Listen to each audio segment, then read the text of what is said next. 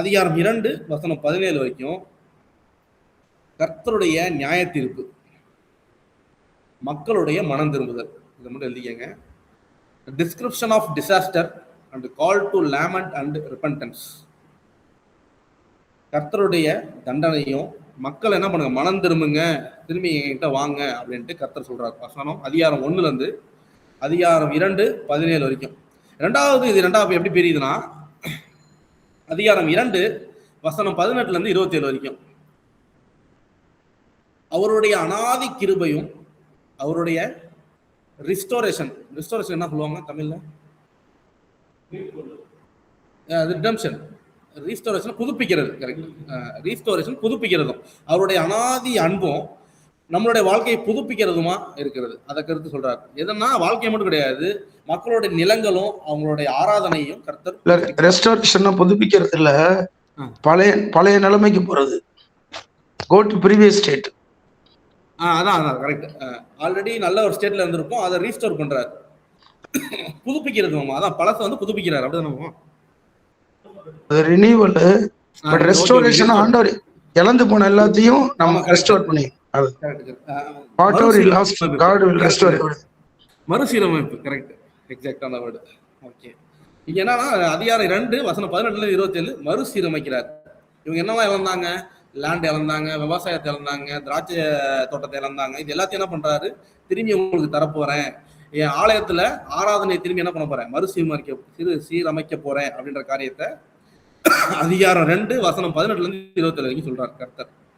நீங்க பாவம் பண்ணி ஆனா என்ன பண்ண போறேன்? மறுசீரமைக்க போகிறேன் அப்படின்னு சொல்றாரு. மூணாவது முக்கியமான விஷயம் அதிகாரம் 2 வசனம் 28 அதிகாரம் 3 வசனம் 21 வரைக்கும் இங்கதான் சொல்றாரு, மாம்சமான யாவர் மேலேயும் என்னுடைய ஆவியை ஊற்ற போகிறேன், அந்த நாள் வரப்போகுது. முதல் தண்டிக்கிறாரு, 2வது ரீஸ்டோர் பண்றாரு, 3வது ஆவியை கொடுக்குறாரு. 3 தீம்ல நல்லா ஞாபகம் வச்சுக்கோங்க. ஃபர்ஸ்ட் ஜட்ஜ்மெண்ட், 2வது சீரமைக்கிறார், 3வது தன் ஆவியை என்ன பண்றாரு? மாம்சமான யாவருக்கும் கொடுக்குறாரு. கொடுத்தோன்னே அதே அதிகாரத்தை கடைசியா ஒன்று சொல்ல வர்றாரு, த ஃபைனல் ஜட்ஜ்மெண்ட். கடைசியா நான் நியாயம் தீர்க்க போறேன், தேசங்களை நான் நியாயம் தீர்க்க போறேன்னு சொல்றாரு.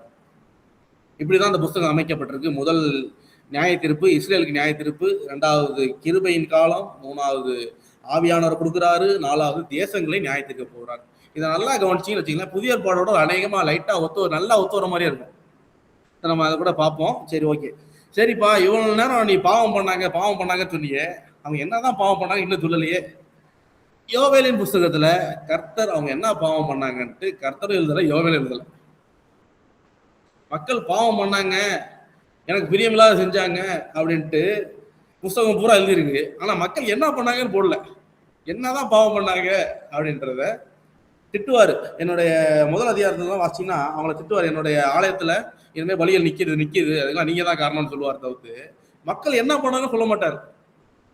ஏன் சொல்லல அப்படின்னு யோசிச்சீங்கன்னா, இது அந்த காலத்துல வாழ்ந்த மக்களுக்கு சொல்லணும் அவசியம் கிடையாது. அவனுக்கே தெரியும் அவன் என்ன பண்றான்ட்டு. அவன்கிட்ட போயிட்டு நீ ஏன்டா ஆராதனை பண்ணல, நீ ஏன்டா இது பண்ணல சொல்ல தேவையில்ல. அவனுக்கே என்ன பண்றான், அவன் என்ன தப்பு பண்றான்ட்டு அவனுக்கு தெரியும். அதனால என்ன பண்ணல யோவேல், டெலிபரேட்டா இந்த பாவம் எல்லாம் பண்றீங்களே எழுதல, ஸ்ட்ரெயிட்டா மேட்டருக்கு போயிட்டார். சரிங்களா? சோ இங்க என்ன பண்றாங்கன்னா, இங்க பாவம் என்னன்றது, என்ன பாவம் பண்ணான்றது என்ன பண்ணல, டெலிபரேட்டா சொல்லப்படல. ஆனா அவங்க என்னென்ன காரியங்கள் பண்ணா கர்த்தர் தண்டிப்பாருன்ட்டு பழைய ஏற்பாட்டில் நிறைய காரியங்கள் இருக்கு. இந்த புக்கில் அங்கங்க க்ளூ இருக்கு, நம்ம அதை கண்டுபிடிச்சிடலாம் அவங்க என்ன பண்ணாங்கன்றதையும். முதல் காரியம் என்ன பண்ணிருக்காங்கன்னா, கர்த்தருக்கும் அவங்களுக்குள்ள உடன்படிக்கையை மாசுபடுத்திட்டாங்க. ஏன்னா ஆலயத்துல என்ன நடக்குது? பலிகள் நின்று போகுது. பலிகள் நின்று போகிற அளவுக்கு கர்த்தரை கோவப்படுத்திருக்காங்கன்னா, கர்த்தருக்கும் அவங்களுக்குள்ள உடன்படிக்கை என்ன பண்ணிருக்காங்க? மாசுபடுத்திருக்காங்க. 2வது மக்களுக்கு தெரியும் அவங்க என்ன பாவம் பண்றாங்கன்ட்டு. அதனாலதான் என்ன பண்ணல, இந்த புத்தகத்துல அவங்கள பாவங்களும் எழுதப்படலை. 3வது அவங்க ஆல்ரெடி அந்த தண்டனையில தான் இருக்காங்க. அவங்க ஆல்ரெடி என்ன பண்றாங்க, ஆல்ரெடி எனக்கு வெட்டிக்கு வந்துருச்சு, ஆல்ரெடி எனக்கு தண்டனையில தான் என்ன பண்றாங்க, தண்டனையில தான் இருக்காங்க. அவனுக்கு போயிட்டு என்ன தண்டனை பண்ண, என்ன பாவம் பண்ண சொல்ல தேவையில்லை. ஏன்னா அவன் பாவத்தை தாண்டி தண்டனைக்கு போயிட்டான். அடி வாங்கிட்டு இருக்கவன்ட்ட போயிட்டு ஏன்டா அடி வாங்குறான்னு சொல்ல முடியாது. ஏன்னா அவனுக்கு தெரியும் ஏன் அடி வாங்குறது. அப்படிப்பட்ட சூழ்நிலை தான் இருக்காங்க. சரி, இவங்க என்னென்ன பாவம் பண்ணிருக்கலாம் அப்படின்னு பார்க்கும்போது நீங்க நல்லா கவனிச்சீங்கன்னா, இப்ப வாசிங்க யோவேல் 2 அதிகாரம் 12, யோவேல் அதிகாரம் 2 வசனம் 12, 13 வாசிங்க.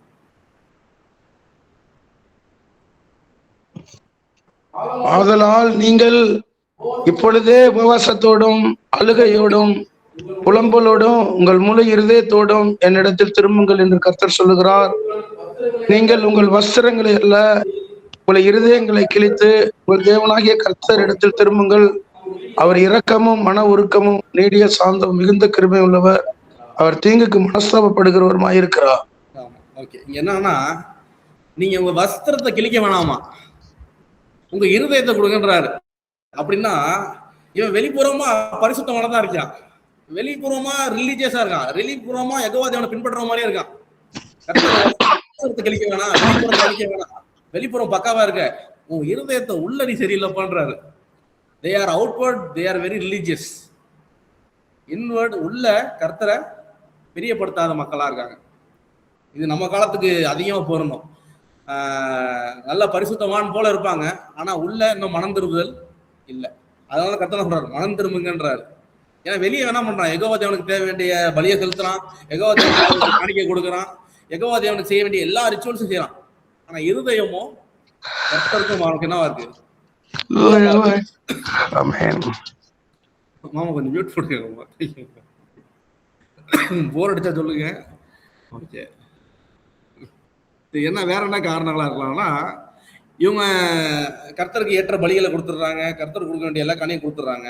ஆனா இந்த இருதயத்துல ஒரு மாற்றம் இல்லை. அப்புறம் மனம் திரும்பல. இவங்க என்ன பண்ணல, அவுட்வர்ட் ரிலீஜியஸ் பட் மனம் திரும்பல. மூணாவது என்ன பண்றாங்க, அவங்க ஆராதனையில கர்த்தர் இல்லை. இவங்க போய் என்ன பண்றாங்க, கர்த்தர் ஆராதிக்கிறாங்க, ஆனா அந்த ஆராதனையில கர்த்தர் இல்லை. அவங்க என்ன பண்றாங்க, ஆராதிக்கிறாங்க, ஆனா கர்த்தருடைய வார்த்தைக்கு என்ன பண்ணல, கீழ்ப்படியில. வசனம் ஒண்ணு போட்டிருக்கேன், என்ன வசனம், பலியை காட்டிலும் கீழ்ப்படிதலே உத்தமம். வார்த்தையை கீழ்ப்படிஞ்சிருந்தாங்கன்னா கர்த்தருக்குரிய காரியங்களை சரியா செஞ்சிருப்பாங்க, சரியா செஞ்சிருந்தாங்கன்னா மனம் திரும்பிப்பாங்க. மனம் திரும்பி இருந்தா அவங்க இருதயம் மாற்றப்பட்டிருக்கும். இருதயம் மாற்றப்பட்டிருந்தா ஆலயத்துல தெய்வத்தை மட்டும் தான் கும்பிடுவாங்களே தவிர்த்து என்ன பண்ணிருக்க மாட்டாங்க, வேற எந்த காரியத்தையும் நோக்கி பார்த்துருக்க மாட்டாங்க. சரி, அப்படி இவங்களோட ஃபோக்கஸ் என்ன ஆயிடுச்சு, யெகோவா தேவன்ட்ட இருந்து திரும்பிடுச்சு. இப்போ இங்கிலீஷ்ல அழகா சொல்றாங்க, தேர் சின் இஸ் நாட் இர்ரிலிஜியன். அவங்க பாவம் வந்து அவங்க யெகோவா தேவன் விட்டு போனது கிடையாது. இர்ரிலிஜியன் அப்படி சொல்றது இதை. ஆனா அவங்களுடைய பாவம் என்னன்னா ஹாலோ ரிலிஜன், அப்படி என்ன ஷாகி ரிலிஜன். அப்படின்னா உள்ளே தான் இருப்பாங்க, ஆனா உணராம இருப்பாங்க. சர்ச்சுக்குள்ளே தான் இருப்பாங்க, ஆனா கடவுளை பற்றி தெரியாம இருப்பாங்க. ஆனா வாரம் நேரத்தில் கரெக்டா சர்ச்சுக்கு வந்துருவாங்க. வெளியேந்து பார்த்தா பிரதர் பாருங்க காலைல 9 மணிக்கு டான்னு சர்ச்சுக்கு வந்துருவாரு. ஆனா அந்த பிரதர்ட்ட போய் பர்சனலா கேட்டு வச்சுக்கோங்க, பிரதர் ஒரு சுவிசேஷம் சொல்லுங்களா வாங்க. அப்படிதான் இந்த மக்கள் என்ன பண்றாங்க, வெளியே ரிலீஜியஸா இருக்காங்க, ஆனா உள்ள வெள்ளை அடிக்கப்பட்ட கல்லறை போல இருக்காங்க. சரி, ஓகே. அடுத்து இவங்கள்ட்ட என்ன பிரச்சனை பாருங்களேன், கர்த்தர் ஏன் தண்டிச்சாரு பாருங்களேன்.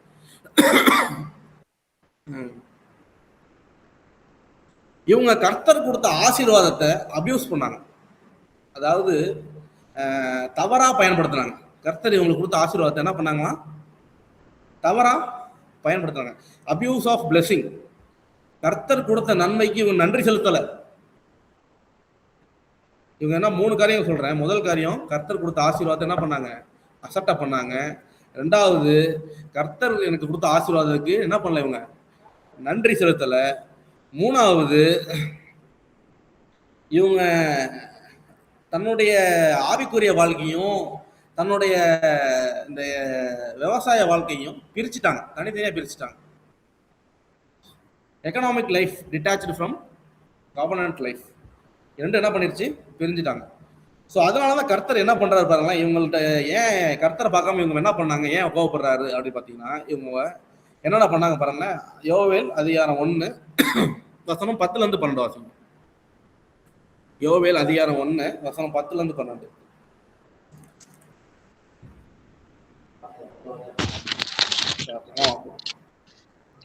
வயல்வெளி பாழாயிற்று, பூமி துக்கம் கொண்டாடுகிறது, விளைச்சல் அழிக்கப்பட்டது, புது திராட்சரசம் வற்றி போயிற்று, எண்ணெய் மாண்டு போயிற்று, பயிரிடும் குடிகளை வெட்கப்படுத்தல், கோதுமையும் வார்கோதுமையும் இல்லாமல் போயிற்று, திராட்சை தோட்ட கர்த்தர் ஒரு லிஸ்ட் சொல்லிட்டு இதெல்லாம் இல்லாம போயிடுச்சு, வெட்கப்படுன்றாரு.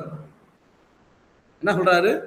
திராட்சை ரசம் இல்ல, பயிர் இல்ல, அப்புறம் என்ன சொல்றாரு? எண்ணெய் இல்ல, அத்திப்பழம் இல்ல, திராட்சை பழம் இல்ல, இதெல்லாம் இல்ல, நீ என்ன பண்ணு? வெட்கப்படுன்றாரு. ஏன் வெட்கப்படணும் அது இல்லைன்னா? கவனிக்கிறீங்களா எல்லாரும்? அது இல்லைன்னா ஏன் இவங்க வெட்கப்படணும்? ஏன்னா இவங்க யெகோவா தேவன் பார்க்கறத விட்டுட்டு யெகோவா தேவன் கொடுத்த நன்மைகளை மட்டுமே பார்த்துட்டு தே ட்ரஸ்ட் இன் த லேண்ட். அவங்க அந்த விவசாயம் எனக்கு நல்லா பண்ணிடும், எனக்கு இதுதான் சோறு போடுது, என்ன பண்ணுது? யெகோவா தேவனை வந்து செகண்டரி சோர்ஸா வச்சுட்டாங்க. ஃபர்ஸ்ட் என்ன பார்க்க ஆரம்பிச்சிட்டாங்க? இது என்னோட இந்த வேலை என்னை காப்பாற்றும், இந்த எண்ணெய் என்னை காப்பாற்றும், இந்த கிரெயின் என்னை காப்பாற்றும், இந்த திராட்சை ரசனை காப்பாற்றும், இந்த என்னது இந்த பழங்கள்லாம் என்ன என்ன பண்ணும்? காப்பாத்து. என்னோட சோர்ஸ் என்னது? விவசாயம் தானே, அதுதான் என்னை காப்பாத்துது. என்ன பண்றாங்க இவங்க எண்ணங்கள் ஃபுல்லா எங்க போயிருச்சு? அதான் கத்த சொல்றாரு. அந்த வசனத்தை திரும்பி வாசிங்கம்மா.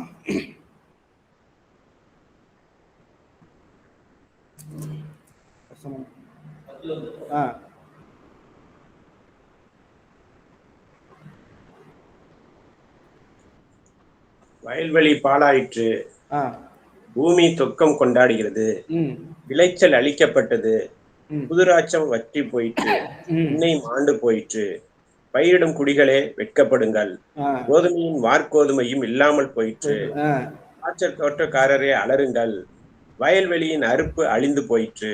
போதும். என்னன்னா இவங்க யெகோவா தேவனை பார்க்காம அவங்களுடைய விவசாயத்தையும் வயல்வெளியையும் நிலங்களையும் அவங்களுடைய அத்தி மரத்தையும் திராட்சை செடியும் என்ன பண்ணிட்டு இருந்தாங்க? இதுதான் எனக்கு போசிக்குது, இதுதான் எனக்கு சோர்ஸ் கிடைக்குது. இப்போ இங்கிலீஷ் அழகா சொல்லலாம், பீப்புள் ட்ரஸ்டட் த கிஃப்ட் மோர் தென் த கிவர். கடவுள் மக்கள் என்ன பண்ணிட்டாங்க? கர்த்தர் கொடுத்த ஆசீர்வாதத்தை தான் பார்த்தாங்களே தவிர்த்து கொடுத்தவரை பார்க்காம விட்டுட்டாங்க. இது வரைக்கும் எல்லா புத்தகத்துலையும் பார்த்தீங்கன்னா விக்கிரகத்தை கும்பிட்டு இருந்தாங்க. இங்க விக்கிரகம் என்ன விக்கிரகம் தெரியுமா? இங்க பாகால் விக்கிரகம் சொல்லல, இங்க நிம்ரோத் விக்கிரகம் கிடையாது. இங்க விக்கிரகம் கர்த்தர் கொடுத்த ஆசீர்வாதம் தான். இங்க விக்கிரகமே கர்த்தரோட ஆசீர்வாதம் தான் விக்கிரகமா நிக்குது. இதுக்கு முன்னாடி வந்து எல்லா தீர்க்கதரிசனமும் சொல்லி பாருங்க, விக்கிரகம்னா பாகாலு, நிம்ரோது, அஸ்தரோத்து. ஆனா இப்ப விக்கிரகம் எங்க இல்லையா? வெளியே இல்லையா? எங்க இருக்கு? உள்ள வந்துருச்சு விக்கிரகம். இப்படி கர்த்தர் கொடுத்த ஆசீர்வாதத்தை மக்கள் விக்கிரகமா பார்க்க ஆரம்பிச்சாங்க. ஆனா யெகோவா தேவனை விடல. அவங்க முதல் பார்த்தது இருந்து அவருடைய ஆசீர்வாதம். Priority matters. ஸோ அப்படி God removes what they trusted instead of it. கர்த்தர் அவரை தவிர்த்து மிச்சம் எதெல்லாம் முக்கியத்துவமா வச்சாங்களோ அதெல்லாம் தூக்கி விட்டார். கர்த்தரை விட்டுட்டு நம்ம வேற எதையாவது முக்கியமா வச்சீங்கன்னா கர்த்தர் என்ன பண்ணுவாரு? அதை நம்மள்ட்ட எடுப்பார். எதுக்குன்னா உங்களை தண்டிக்கிறதுக்கு இல்லை, திரும்பியும் அவரோட உறவு கொள்வதற்காக. அது எடுக்கலாம்னு வச்சுக்கோங்களேன், ஸ்பீட் பிரேக்கர் இல்லாத ரோடு மாதிரி போயிட்டே இருக்கும். ஸோ கர்த்தர் அப்படிப்பட்ட காரியங்களை இந்த மக்களுக்கு வைக்கிறார். அடுத்த விஷயம் என்ன பண்றாங்க பாருங்களேன், இந்த மக்கள் வந்து இவங்களுக்கு ஒரு இருதயத்துல வந்து ஒரு பெருமை என்னன்னா, நான் கரெக்டா தான் இருக்கேன், நான் எனக்கும் கடவுளுக்குள்ள காரியத்துல நான் கரெக்டா தான் இருக்கேன், கர்த்தருடைய வருகைக்காக நான் காத்திருக்கேன், எப்போ வராரோ அப்ப நான் பரலோகத்துக்கு போயிருக்கேன் உங்களுக்கு வரு. அப்படி வரும்போது என்ன பண்ணுவாரா? என்னை ஏத்துக்கொள்வாரு, ஏன்னா நான் அவர் பிரியமா தானே இருக்கேன் அப்படின்ட்டு என்ன பண்றாங்க இந்த மக்கள் சொல்றாங்க. The day of the lord will favour அஸ்ன்றாங்க. அந்த நாள் எங்களுக்கு நல்ல நாள்ன்றாங்க. யோவேல் சொல்றாரு, யாரா அவங்களை சொன்னது? நீங்க பண்ற பாவத்துக்குலாம் அந்த நாள் உங்களுக்கு நல்ல நாளா மாறுமா அப்படின்னு சொல்லிட்டு யோவேல் என்ன சொல்றாரு பாருங்களேன். அதிகாரம் 1 வசனம் 15 வாசிங்கள. அந்த நாளின் நிமித்தம் ஐயோ, கர்த்தருடைய நாள் சமீபமா இருக்குது, அது சங்காரம் போல சர்வ வல்லவரிடத்திலிருந்து வருகிறது அப்படின்னு என்ன சொல்றாரு யோவேல். இதே ஐடியாலஜில தான் மக்கள் ஏற்கனவே இருக்காங்க. ஆமோஸின் புஸ்தகம் அதிகாரம் 5 வசனம் 18-19 வாசிங்கள. இங்க கொஞ்சம் கிளியரா போட்டிருப்பாரு ஆமோஸ். அடுத்த புஸ்தகம் அப்படியே அதிகாரம் 5 வசனம் 18-19 மட்டும் வாசிங்க. கர்த்தருடைய நாளை விரும்புகிறவர்களுக்கு ஐயோ. இவங்க என்ன பண்றாங்க? கர்த்தருடைய நாளை விரும்புகிறாங்க, அவங்களுக்கு ஐயோவா. அதனால் உங்களுக்கு என்ன உண்டு? அதனால உனக்கு என்ன பிரச்சனை? கர்த்தருடைய நாள் வெளிச்சமாயிராமல் அந்தகாரமா இருக்கும் அப்படின்றாங்க. இந்த மக்களுக்கு என்னவா? கர்த்தர் வந்துட்டாருன்னா நான் பரலோகத்துக்கு போயிருவேன், நாங்க ஒரு பாவம் செய்யலையே, யெகோவா தேவனை தான் கும்பிட்டு இருக்கோம். ஆனா இருதயத்திலும் அவங்களுடைய தொழிலையும் நம்பிட்டு இருக்காங்க. ஆனா இவங்க என்ன சொல்றாங்க? கர்த்தருடைய நாளுக்காக காத்திருக்கோம், நாங்க போக போறோம். அப்ப ஆமோஸ் சொல்றாரு, கர்த்தருடைய நாளை விரும்புகிறவர்களுக்கு ஐயோ, உங்களுக்கு எல்லாம் ஐயோ, அதனால் உங்களுக்கு என்ன உண்டு, உங்களுக்கு என்ன, அதனால உனக்கு என்ன நடக்க போகுது, அந்த நாள் எப்படி இருக்க போகுது, கர்த்தருடைய நாள் வெளிச்சமாயிராமல் அந்தகாரமா இருக்கும் அப்படின்றாரு. ஸோ இப்படிதான் இந்த காலத்துலயும் நமக்கும் பொருந்தும். இந்த யோவேல் புத்தகத்தை ஏன் ஸ்பெஷலா எடுத்தோம்னா இது முழுக்க முழுக்க நம்மளுக்கு பொருந்தும். நம்மளும் என்ன பண்ணல, இயேசு கிறிஸ்து விட்டுட்டு போகல. ஆனா நம்மளுடைய இருதயம் எதை சார்ந்து இருக்கு, நம்மளோட தொழில் தான் எனக்கு சாப்பாடு கொடுக்குது, என்னுடைய கரத்தினால செய்யற வேலை தான் எனக்கு போஷிக்குதுன்ட்டு நம்ம இயேசு கிறிஸ்துவை பார்க்காம அநேக தரம் நம்முடைய கையின் கிரியைகளை நம்பி வாழ்ந்துட்டு இருக்கோம். கர்த்தர் இன்னைக்கு நம்மளுக்கு உணர்த்துறாரு. ரெண்டாவது விஷயம் என்ன சொல்றாருன்னா, நான் இப்படி வாழ்ந்துகிட்டே இருந்துட்டு நியாய தீர்ப்பு வரும்போது கர்த்தர் என்ன பரலோகத்துக்கு கூட்டு போயிருவார் நீங்க நினைச்சிட்டு இருக்கீங்களா? அந்த நாள் அந்தகாரமும் பயமும் திகிலுமா இருக்குமா. இது நமக்கு எச்சரிப்பின் நாளாகவும் இருக்கட்டும். என்ன பண்றாரு யோவேல் சொல்றாரு, நீங்க தப்பிச்சிருவீங்களா, அந்த நாள் பயமும் திகிலுமா இருக்கும். நான் கிருபையின் காலத்துல வாழ்றதுனால மனம் திரும்பாம வாழ்ந்துடலாம்னு நினைக்க கூடாது. என் கிருபையா இருக்கேன், நான் ஆசீர்வாதமா இருக்கேன், அதனால கர்த்தர் என் கூட இருக்கான்னு நினைச்ச கூடாது. நம்ம மக்கள் நிறைய பேர் என்ன நினைச்சுக்குவாங்கன்னா, என் ஆசீர்வாதம் எதை குறிக்குதுன்னா கர்த்தர் என் கூட இருக்காருன்றது குறிக்குதுன்னு நினைச்சுக்குவாங்க. ஆசீர்வதிக்கப்படுறேன், கர்த்தர் ஆசீர்வதிக்கிறாரு, அதனால என்ன அது இதோட சைனு, கர்த்தர் என் கூட இருக்காருன்றது சைன் நினைச்சுக்கிறாங்க. ஆனா அது கிடையாது. இதெல்லாம் நம்ம கிருபையின் காலத்துல இருக்கிறதுனால. ஆனா அந்த நாள் எப்படி இருக்குமா, இப்ப நம்ம கர்த்தருடைய நம்முடைய இருதயத்துல எதை நோக்கிட்டு இருக்கோம், எதை நோக்கி பார்க்கிறோம், நம்மளுடைய கையின் பிரயாசமா கர்த்தரா. இப்ப கர்த்தரை பார்த்தோம்னா அந்த நாள் இவர் சொன்னது போல நல்ல நாள் அமையும். இப்ப என் கையின் பிரயாசத்தை பார்த்துட்டு அப்ப போயிட்டு ஆண்டவரே உங்களுக்காக அவ்வளவு ஊழியம் செஞ்சோமே பிரயாசப்பட்டோமேன்னா அந்த நாள் நம்ம எப்படி இருக்கும், இருளும் அந்தகாரம் உள்ள நாளா இருக்கும். இது புதிய ஏற்பாடு இல்லை, பழைய ஏற்பாடுல யோவேல் சொல்றாரு. சரி, ஓகே. இப்படிப்பட்ட நாளை குறிச்சு நீங்க என்ன பண்ணாதீங்க, பெருமை பாராட்டீங்க. அது உனக்கு ஃபேவரான நாள் கிடையாது, அது உனக்கு உனக்கு ஏற்ற நாள் கிடையாதுன்றாரு யோவேல். ஏன்னா இப்படிப்பட்ட சூழலில இருந்து அந்த நாளை எதிர்பார்க்காத அப்படின்ட்டு யோவேல் சொல்றாரு. அடுத்தது பாருங்களேன். சரி, ஓகே, இந்த காரியத்தினால ஏன் கர்த்தர் இவங்களை தண்டிச்சாரு அப்படின்னு நம்ம பார்க்கணும். என்னவா வச்சு தண்டிச்சாரு அப்படி பார்க்கும்போது, முதல் காரியம், கர்த்தர் அவருக்கும் இந்த மக்களுக்குள்ள உடன்படிக்கையை திரும்பியும் நினைவுபடுத்துறார். ரீஎன்ஃபோர்ஸ்மெண்ட், என்ஃபோர்ஸ் பண்றார். அதாவது திரும்பி நினைவு கொடுத்துறாரு. இந்த அவரோட உடன்படிக்கை என்ன பண்றாரு, நினைவுபடுத்துறாரு. எப்படி நினைவுபடுத்துறாரு பாருங்களேன். இந்த மக்களுக்கு என்ன வாதையா வந்துச்சு, வெட்டுக்கிளி அவங்களுடைய வயல் நிலத்தை என்ன பண்ணுச்சு, பட்சித்து போட்டுச்சு. இப்போ வாசிங்களே அவர் எப்படி நினைவுபடுத்துறான்ட்டு. உபாகமம் அதிகாரம் 28 வசனம் 38 39. கர்த்தர் எதுவுமே எதர்ச்சியா பண்ணல, முன்னாடியே சொல்லிட்டாரு நீ இது பண்ணா இது வரும்ட்டு. உபாகமம் அதிகாரம் 28 வசனம் 38 39 வாசிங்க. மிகுந்த விதையை வயலுக்கு கொண்டு போவாய், கொஞ்சம் அறுப்பாய், வெட்டுக்கிளி அதை பட்சித்து போடும். திராட்சை தோட்டங்களை நாட்டி பயிடுவாய், ஆனாலும் நீ திராட்சை ரசம் குடிப்பதில்லை, என்னன்னா மிகுந்ததை கொண்டு போவ ஆனா கொஞ்சமா கொண்டு வருவ. வெட்டுக்கிளி என்ன பண்ணுமா, அதை பட்சித்து போட்டுரும். எப்ப பட்சித்து போடும்னா அதே இதுல எப்ப பட்சித்து போடும் வாசிக்கணும்ல. ஒண்ணு கீழ்ப்படியாத போது, கர்த்தருடைய வார்த்தைக்கு கீழ்ப்படியாத போது பட்சித்து போடும். இன்னொன்னு எப்ப பட்சித்து போடும் பாருங்களேன். அதிகாரம் 20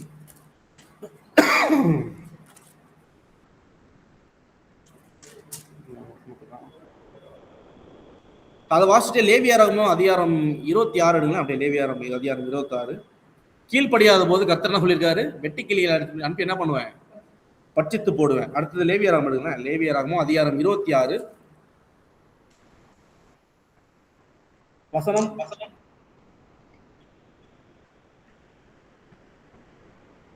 19. உங்கள் வல்லமையின் பெருமையை முறித்து உங்கள் வானத்தை இரும்பை போலவும் உங்கள் பூமியை வெண்கலத்தை போலவும் ஆக்குவேன். போது என்ன பண்ணுவாருன்னா, வானத்துல இருந்து மழை பெய்யறத நிப்பாட்டிடுவாரு. பூமி என்ன பண்ணுவாரு, முளைப்பிக்காம வெண்கலத்தை போல மாத்திடுவாரு. வெண்கலம் போல இருந்துச்சா பூமி முளைப்பிக்குமா, வானம் இரும்பு போல இருந்துச்சா மழை பெய்யுமா? அதெல்லாம் என்ன பண்ண மாட்டேன், நீ எனக்கு கீழ்படையலன்னா இதெல்லாம் நான் பண்ணுவேன். இன்னொன்னு சொல்றாரு வசனம் 27. இதெல்லாம் ஏன் பண்றாரு பாருங்களேன். இன்னும் இவைகளில் எல்லாவற்றிலும் நீங்கள் எனக்கு செவி கோடாமல் எனக்கு எதிர்த்து நடந்தால், எனக்கு செவி கொடாம நடந்ததுனால இன்னும் நடக்கணும். இன்னும் கொஞ்சம் எழுதுறாரு, நீ இன்னும் செவி கொடுக்காம நடந்தீங்கன்னா இன்னும் உனக்கு இருக்கு அப்படின்னு என்ன பண்றாரு. அப்படியே ஃபுல்லா வாசிக்கலாம். அது ஃபுல்லா கடவுள் என்ன பண்றாரு, கண்டிச்சுட்டே வருவார். ஸோ இப்படி பார்க்கும்போது இந்த மக்கள் என்ன பண்றாங்க, கர்த்தருடைய வார்த்தைக்கு கீழ்ப்படியில. ரெண்டாவது, கடவுளோட உள்ள ஃபெமிலியாரிட்டி. என்னதான் ஆசீர்வச்சிருக்காருல்ல, நான் கடவுள் கூட தான் இருக்கேன்னு இவங்களுக்கு என்ன அது நினப்பு. ஆனா கடவுள் என்ன இல்லை, இவங்க கூட இல்லை. சரி, ஓகே. இப்படி இது வந்து முன்னாடியே சொல்லப்பட்டது. இது பேர் வந்து இங்கிலீஷ்ல சொல்லுவாங்க கவர்னன்ட் கர்ஸ்னுவாங்க. உடன்படிக்கையில நீ உண்மையா இல்லைன்னா அந்த உடன்படிக்கையிலேருந்து உனக்கு வர வேண்டிய சாபமும் வரும். நீ உடன்படிக்கை உண்மையா இருந்தீங்கன்னா உடன்படிக்கைக்குரிய ஆசீர்வாதமும் வரும். உடன்படிக்கை உண்மையா இல்லைன்னா அதுக்குரிய சாபமும் வரும்ட்டு இந்த புஸ்தகம் நினைவு கூட்டுது. ஓகே. ஸோ அதனால இது ஒரு ரேண்டமான சஃபரிங் நினச்சிக்காதீங்க. ஏதோ இயற்கையின் மூலயமா இருந்துச்சு கிடையாது. கர்த்தரே இதை அனுமதிச்சார். 2வது வாசிங்களா இது என்னன்ட்டு இந்த மக்கள் என்ன பண்றாங்க பாருங்களேன். வசனம் 1:5 வாசிங்களேன். வசனம் 1:5.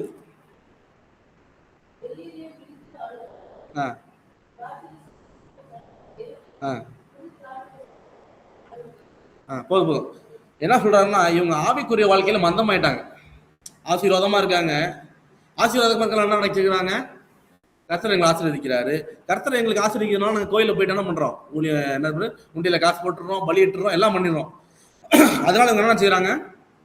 நாங்கள் ஆவிக்குரிய வாழ்க்கையிலையும் சில பேர் நல்லா பார்த்தீங்கன்னா நல்லா காணி கொடுப்பாங்க, சர்ச்சுக்கு நேரத்துக்கு வந்துடுவாங்க. ஆனால் பர்சனல் லைஃப்ல ஒன்றும் இருக்காது. அப்படிப்பட்ட மக்களா இருக்காங்க. அப்ப என்ன சொல்ற கர்த்தர்? நீங்க என்ன பண்ணுங்க? விழித்து எழும்புங்க. வசனம் 1:5 திரும்பி வாசிங்களேன். வெறியரே விழித்து விழித்து அழுங்கள், திராட்சரசம் குடிக்கிற சகல ஜனங்களே புது ராட்சச நிமிஷம் அலறுங்கள், அது உங்கள் வாய் நின்று விளக்கப்பட்டது. விழித்து அழுவுங்க. நீ என்ன பண்றீங்க? ஆவிக்குரிய வாழ்க்கையில மந்தமா இருக்கீங்க, உலக ஆசீர்வாதத்தோட இருக்கீங்க, ஆனா ஆவிக்குரிய வாழ்க்கையில என்ன இல்லை, உங்கள்கிட்ட ஒன்றும் இல்லை அப்படின்ட்டு. அப்படி நம்ம ஆவிக்குரிய வாழ்க்கையில நம்ம சரியா இல்லைன்னா இறைவனுடைய படைப்பு நமக்கு என்ன பண்ணும்? வந்து நீ மனந்திரு மட்டும் வந்து நம்மளுக்கு என்ன பண்ணும்? நினைவு ஊட்டும். இந்த வெட்டுக்கிளி என்னது? அவரோட படைப்பு. மனுஷன் அல்லாத பிற படைப்பிலே கர்த்தர் எடுத்து என்ன பண்ணுவாரு? நீ மனம் திரும்பிட்டு கொண்டு வருவார். எப்படி யோனாக்கு மீன் அனுப்புனாரோ அப்படி என்ன பண்ணுவார்? அவரோட படைப்பு. நம்ம அவரோட ஊழியம் செய்யறதுனால அவரோட படைப்பு என்ன பண்ணும்? நம்ம இல்லாமலே அவர் ராஜ்யம் கட்டப்படும். அவருக்கு தேவையில்லை. ஆகிலும் அவரோட கிருபையினம் தான் நம்ம என்ன பண்ணாரு? எடுத்துக்கிட்டாரு. ஸோ அப்படி நம்ம இடரும் போது அப்போ படைப்பு செயல்பட்டது. இப்போ நம்மளோட சூழ்நிலை நம்ம செயல்படும். நம்ம அவர் இல்லாமல் செயல்படும் போது நம்மளோட சூழ்நிலையில் நம்மளை உணர்த்தும். நீ ஏதோ பண்ற, கம் டு திரும்பி கடவுள் அலைண்ட் ஆகு அப்படின்னா நம்ம கடவுள் நம்மளுக்கு திரும்பி பேசுவார். ஓகே. 3வது எதுக்கு இப்படி ஒரு தண்டனை கொடுக்குறாரு அப்படின்னா, முதல் விஷயம் எது சொன்னேன்? உடன்படிக்கையை நினைவு கூடுறாரு. ஆவிக்குரிய வாழ்க்கையில விழித்தெழும்ப சொல்றாரு. 3வது என்ன பண்றாரு பாருங்க, டு ரீஸ்டோரேட்டிவ் டிசிப்ளின்றாரு. இங்க வந்து பனிஷ்மெண்ட் வந்து டிசிப்ளினரி ஆக்ஷன். கர்த்தர் வந்து மக்கள் என்ன பண்ணல, தண்டிக்கல, டிசிப்ளின் ஆக்குறாரு, ஒழுங்குமுறை ஆக்குறாரு. டிசிப்ளினரி ஆக்ஷன் தான் சொல்லப்படுது. ஏன்னா யோவேல் 2:25 வாசிங்களேன். யோவேல் 2:25 வாசிங்களேன். நான் உங்களிடத்தில் அனுப்பின என் பெரிய சேனையாகிய வெட்டுக்கிளிகளும் பச்சை கிளிகளும் முசுக்கட்டை பூச்சிகளும் பச்சை புழுக்களும் பச்சித்த வருஷங்களின் விளைவை உங்களுக்கு திரும்ப அளிப்பேன். திரும்ப அளிப்பார். நீங்க உங்க வெட்டுக்கிளியெல்லாம் உங்கள்ட்ட பிச்சுட்டு போனச்சுல, புடிச்சு புடிங்கிட்டு போனச்சுல, அதெல்லாம் திரும்பி அளிப்பார். அப்ப கர்த்தர் என்ன பண்றாரு? உங்களை இங்க தண்டிக்கல, ஆனா என்ன பண்றாரு? டிசிப்ளின் பண்றாரு. திரும்பி என்ன பண்றாரு? சரியா கரெக்டா வாங்க, என்னுடைய வழியில நடங்கன்ட்டு என்ன பண்றாரு? கண்டிக்கிற தகப்பனா இருக்காரு. ஜஸ்ட் கண்டிக்கிறாரு. மக்கள் என்ன பண்றாரு? நீங்க எப்ப விலகி போயிடலாம் அப்ப என்ன பண்றாரு? அதுக்காக தான் இந்த மக்கள் என்ன பண்றாரு? கர்த்தர் தண்டிக்கிறாரு. ஸோ அப்படி இந்த யூத மக்கள்கிட்ட வந்து ஒரு 4 காரியங்கள், அவங்க செய்த பாவங்கள் என்ன மட்டும் பாருங்க. இவங்க கர்த்தர் நம்மளோட தான் இருக்காருன்ட்டு ஜெபிக்காமலே என்ன பண்றாங்க? அவங்க வாழ்க்கைய ஓட்டிட்டு இருக்காங்க. ஃபெமிலியாரிட்டி வித் காட், கடவுள் என் கூட தாங்க இருக்காரு அப்படின்ட்டு ஒரு பெருமையை சுத்திட்டு இருப்பாங்களே, அப்படிப்பட்டவங்களா இருக்காங்க. 2வது, அவங்க ஆராதனையை வந்து ஒரு ரொட்டீனா பண்ணிட்டு இருக்காங்களே தவிர்த்து இருதயத்திலிருந்து கர்த்தரை ஆராதிக்கல. ஏன்னா பலி செலுத்துறாங்க, எல்லாம் பண்றாங்க, ஆனா அவங்க இருதயமும். 3வது, பிளஸ்ஸிங் என்ன நினைச்சுக்கிட்டாங்க? கர்த்தரை என் கூட இருக்காங்க நினைச்சுக்கிட்டாங்க. ஆசீர்வாதம்ன்றது வந்து கர்த்தரை என் கூட இருக்கிறதுக்குரிய அடையாளம் நினைச்சுக்கிட்டாங்க. கர்த்தர் அது இல்லைன்றாரு. 4வது, மனம் திரும்புதல் வந்து அது ஒரு ஆப்ஷன் தான்ப்பா, மனம் திரும்பலாம் அவசியம் இல்லைன்ற ஒரு கண்ணோட்டத்தோட வாழ்ற இந்த மக்களா இருந்தாங்க. இந்த 4 காரியத்துக்காக தான் மக்கள் என்ன பண்ணாரு? இந்த மக்களுக்கு இந்த தண்டனையை கொடுத்தார். யாராவது திரும்பி சொல்ல முடியுமா அந்த 4 காரியத்தை? 1 ஃபெமிலியாரிட்டி, 2வது ஆராதனை வந்து என்ன ஆயிடுச்சு? அது ஒரு ரொட்டீனா மாறிடுச்சு. 3வது ஆசீர்வாதம்னா கர்த்தர் என் கூட இருக்காருன்றதுக்குரிய அடையாளம். 4வது மனம் திரும்புறன்றது ஒரு ஆப்ஷன் தான்ப்பா, மனம் திரும்பணும்னா தேவையில்லை, நான் தான் டெய்லி சர்ச்சுக்கு வரேன்ல, பாட்டு பாடுறேன்ல என்ற கேட்டகரியில இருக்க இந்த மக்கள். ஸோ இந்த 4 காரியத்துக்காக தான் கர்த்தர் என்ன பண்ணார்? இந்த மக்களை தண்டிச்சார். சரி, ஓகே. ஸோ இங்கே நம்ம ஃபைனலாக ஒரு டேக்கே என்ன எடுத்துக்கலாம்னா, you can be a religious you can be a orthodox Christians but still under judgment. நீங்க ரொம்ப பரிசுத்தவனா இருக்கலாம், ட்ரெடிஷனை ஃபாலோ பண்ற கிறிஸ்தவர்களா இருக்கலாம், ஆவியினால் அனல் மூட்டுற கிறிஸ்தவர்களா இருக்கலாம். ஆகிலும் நீங்க நியாய தீர்ப்பிற்கு கீழானவர்களே அப்படின்ட்டு இந்த வேதம் உங்களுக்கு நினைவு கூட்டுது. இந்த மொத்த இதுலயும் பாத்தீங்கன்னா அது எந்த விக்கிரகத்தை பத்தி போடல, எந்த பொலிட்டிக்கல் ரிபல்லியனை பத்தி. மற்ற புத்தகத்துல பாத்தீங்கன்னா தீர்வு வந்து டிஸ்டர்ப் பண்ணாங்க, யாரு இப்படியெல்லாம் வந்து மக்கள் வந்து கர்த்தரை பார்க்காம எகிப்தியர்கள் நம்பினாங்க, அசரியர்கள் நம்பினாங்க அப்படின்ற பிரச்சனை கிடையாது. இங்க விக்கிரகங்கள் நம்பினாங்க அப்படின்ற பிரச்சனை கிடையாது. இங்க பிரச்சனையே உள்ள உனக்குள் இருக்கிற விக்கிரகம், அதுதான் இதுக்கு தலைப்பு சரியாகும். ஸோ இங்க கர்த்தர் என்ன கேட்கிறான்னா, God wants your heart not your harvest. உங்க கையின் பிரயாசம் தேவையில்ல இருக்கு, அது வேணும் தான், ஆனா அதை காட்டிலும் உங்க இருதயம் தான் அது வேணும். இல்லையா சொல்லலாம், பசங்க போயிடும். ஓகே சரி, ஓகே. இந்த புஸ்தகத்துல உள்ள சில எபிரேய வார்த்தைகள் நம்ம கத்துக்குவோம், கொஞ்சம் கொஞ்சமா கத்துக்கிட்டே வருவோம். பின்னாடி நான் எபிரேய லாங்குவேஜ், ஹீப்ரு லாங்குவேஜ் கற்று வரும்போது உங்களுக்கு யூஸ்ஃபுல்லா இருக்கும். எழுதிக்கங்க, ஒரு 5 வார்த்தைகள் இந்த புஸ்தகத்துல முக்கியமான வார்த்தைகள் கத்துக்கங்க. யோம் யாவே, OYOM WHYHWH, யோம் யாவே அப்படின்னா the day of the Lord, day of the Lord, யோம் Yahweh, day of the Lord.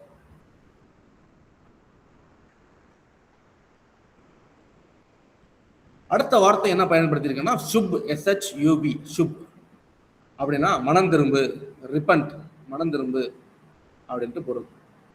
உன்னுடைய பழைய உடன்படிக்கை வாழ்க்கைக்கு என்னுடைய பழைய உடன்படிக்கை வாழ்க்கை என்ன பண்ண, திரும்பி வா அப்படின்னு அழைக்கிறாரு. 3வது இங்க வார்த்தை பயன்படுத்துறதுக்கு ரூவாக், ரூவாக் ஸ்பிரிட், ரூவாக் என்கிற வார்த்தை பயன்படுத்தப்பட்டிருக்கு. இதுதான் அப்போஸ்தலர் புஸ்தகம் 2ஆம் அதிகாரத்துல கொடுக்கப்பட்டிருக்கு. அது அங்க மாத்திரம் நிறைவேறல, அதுக்கு ஒரு புரிதல் நம்ம இப்ப கத்துக்குவோம். அடுத்தது 3வது மாஷ் மெரட், MASHMERET, மாஷ் மெரட். இந்த வார்த்தையை எழுதிக்காங்க, எபிரேய கிளாஸ் படிக்கும்போது உங்களுக்கு அப்ப நம்ம நினைவு கூறுவோம். MASHMERET, மாஷ் மெரட் அப்படின்னா விழித்திரு, எப்பயுமே பார்த்து விரிச்சு ரெடியாரு, ரெடினஸ், வாட்ச்ஃபுல் அப்படின்ட்டு பொருள். கடைசி வார்த்தை குவாரா, QARA, குவாரா அப்படின்னா திரும்பி அழைக்கிறார், இந்த கால்.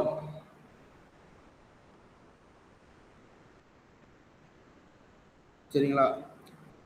இந்த எல்லா வார்த்தைகளும் சுத்தி சுத்தி பார்த்தீங்கன்னா அந்த விவசாய நிலத்தை சார்ந்த வார்த்தைகளாகவே இருக்கும். பண்டிகை நாள், திரும்புறது, காத்து, விழித்திரு, அழைக்கிறது, எல்லாமே வந்து அந்த விவசாயத்தை சார்ந்த வார்த்தைகளாகவே இருக்கும். அப்படிதான் இந்த ஆத்தர் பயன்படுத்தியிருக்கார். ஸோ இந்த புஸ்தகத்துல வந்து இந்த மேஜர் தியாலஜிக்கல் தீம் சொல்லுவாங்க. இறையியலின் தீம் என்ன, இறையியலின் மைய கருத்து என்ன, இந்த புத்தகத்துடைய இறையியல் மைய கருத்து. ஏன் கர்த்தர் இவ்வளோ இங்க பண்றாரு அப்படின்னு நம்ம பார்க்கும்போது, முதல் காரியம் த டே ஆஃப் த லார்ட் என்னன்னா நியாய தீர்ப்பும் ரட்சிப்பும், நியாய தீர்ப்பும் ரட்சிப்பும். இது அந்த யோவேல் காலத்திலையும் பொருந்தும், அதே போல இது ஃபியூச்சர்ல நமக்கும் இது பொருந்தும். எங்கன்னு நான் காட்டுறேன். நம்ம இது ஆக்சுவலா இது தீர்க்கதரிசன புஸ்தகத்தினால இது நம்மளுக்கும் பொருந்தும். எங்க பொருந்தும் நான் பின்னாடி காட்டுறேன். 2வது காவனன்ட் லாயல்டி அப்படின்னா அவருக்கும் நமக்கும் உள்ள அந்த உடன்படிக்கையில நாம உண்மை உள்ளவர்களா இருக்கும். அதுக்காக திரும்பி நம்மளை அழைக்கிறார். 3வது அவருடைய இரக்கமும் அவருடைய நீடிய உருக்கமும் இந்த புஸ்தகத்துல காட்டப்பட்டிருக்கு. அவர் நியாயத்தை இருக்கிறாரு, அதே போல என்ன பண்றாரு, அவங்கள திரும்பியும் சேர்த்துக் கொள்கிறார். எங்க சேர்த்துக் கொள்கிறார் பாருங்கன்னா ரொம்ப அழகா போட்டிருக்கும்.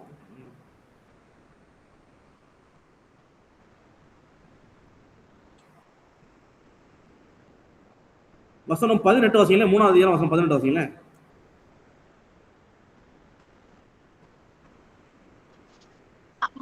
அக்காலத்தில் பர்வதங்கள் திராட்சை ரசத்தை பொழியும், மலைகள் பாழாய் ஓடும், யூதாவின் ஆறுகள் எல்லாம் பிரவாகித்து ஓடும்.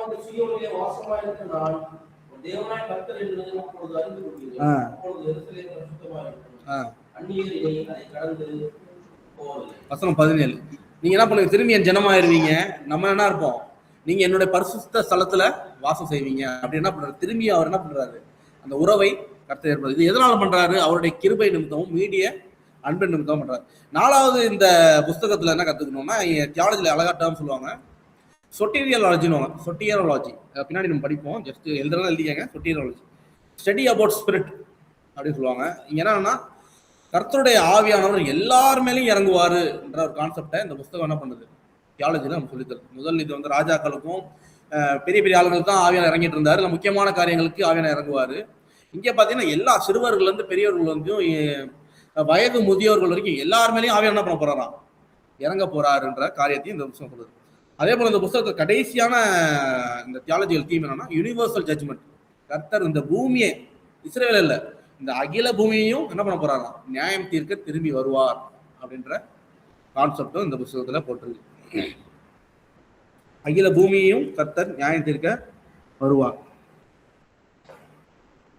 சரி, ஓகே, அடுத்தது போயிடலாம்.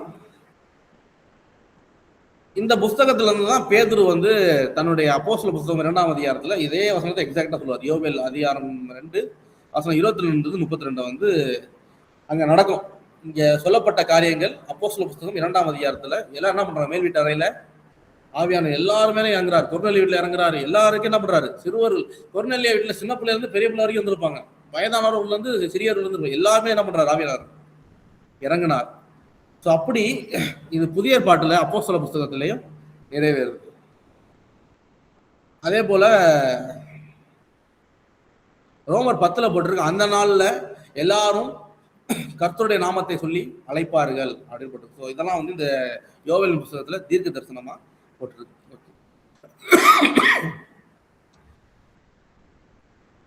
அடுத்து ஏன்ஷியன்ட் வேர்ல்டு வியூ அப்படின்ட்டு, அந்த காலத்துல வாழ்ந்த மக்கள் இதெல்லாம் எப்படி புரிஞ்சிருப்பாங்க, இதெல்லாம் எப்படி பார்த்தாங்க அப்படின்னு நம்ம நல்லா தெரிஞ்சுக்கணும். அந்த காலத்துல வாழ்ந்த மக்கள் வந்து இந்த ஐடியாலஜி வைப்பாங்க. இப்ப நம்மளுக்கு வந்து ஒரு சுனாமி வச்சிருச்சுங்க, நீங்க எப்படி பாக்குறீங்க, இயற்கை பேரிடர் சொல்றோம். அந்த காலத்துல அப்படி பார்க்க மாட்டாங்க. அவன் எந்த ரிலிஜனா இருந்தாலும் சரி, ஏதாவது ஒரு பெரிய பேரிடர் வந்துச்சுன்னா, ஏதோ அந்த ஊர் மக்கள் தப்பு பண்ணிட்டாங்க, கடவுள் என்ன பண்றாங்க, அந்த ஊர் மக்களை தண்டிக்கிறாரு அப்படின்ட்டு அந்த காலத்துல இருந்த மக்களுக்கு அது ஒரு நம்பிக்கையா இருந்துச்சு. ரெண்டாவது, அது அவங்களுக்கு மட்டும் இல்லை, யூதர்களுக்கும். ரெண்டாவது அவங்களுக்குள்ள என்னன்னா, நீ கர்த்தருடைய வார்த்தை கீழ்ப்படிஞ்சா ஆசீர்வாதம், கீழ்ப்படியலன்னா தண்டனை அப்படின்ற ஒரு புரிதலோட இருந்தாங்க. இது காவனன்ட் ஃப்ரேம் ஒர்க்னு சொல்லுவாங்க. அடுத்தது என்னன்னா, இவங்களுக்குள்ள என்ன நடக்குதுன்னா, நீ எப்பெல்லாம் கர்த்தருக்கு கீழ்ப்படியாம கர்த்தருக்கு பிரியமில்லாத காரியம் செஞ்சனா, உனக்கு பக்கத்துல இருக்க சக நாட்டு மனுஷன் உனக்கு எதிரியா எழும்புவான், ரெண்டாவது இயற்கை உனக்கு எதிரியா எழும்பும். இது இஸ்ரேலர்களும் அந்த காலத்துல வந்து எல்லாருமே நம்பப்படுற காரியம். நீ எப்பெல்லாம் உன் கடவுள் கீழ்ப்படியாம பாவம் செஞ்சுட்டு இருக்கியோ, அப்ப என்ன பண்ணுமா, உன் சகட்ட நாட்டு மனிதர்கள் உனக்கு எதிரியா வருவான், ரெண்டாவது இயற்கை உனக்கு எதிரியா வரும். கர்த்தரே அதை அனுப்புறாரு அப்படின்ட்டு அவங்களுடைய நம்பிக்கையா இருக்குது. ரெண்டாவது, கடைசியா அந்த விஷயத்துல ஒரு விஷயம் நம்ம பார்க்கணும்னா, ஒவ்வொரு நியாய தீர்ப்பும் நம்மளுக்கு ஒரு விஷயம் கத்துக் கொடுக்க வருது.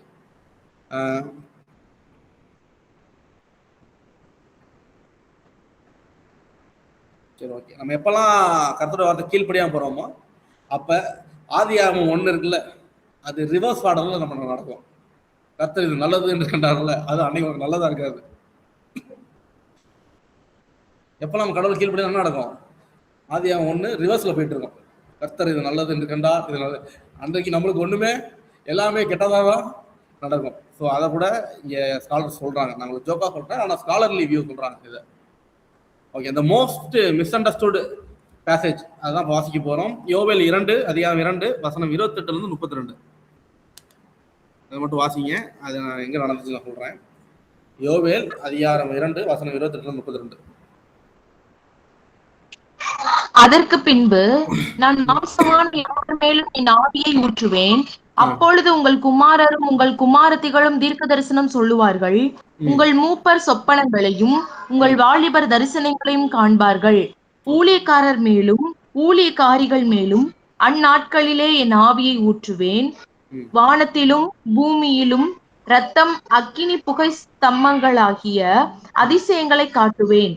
கர்த்தருடைய பெரிதும் பயங்கரமான நாள் வரும் முன்னே சூரியன் இருளாகவும் சந்திரன் இரத்தமாகவும் மாறும். அப்பொழுது கர்த்தருடைய நாமத்தை தொழுது கொள்கிறவன் எவனோ அவன் ரட்சிக்கப்படுவான்.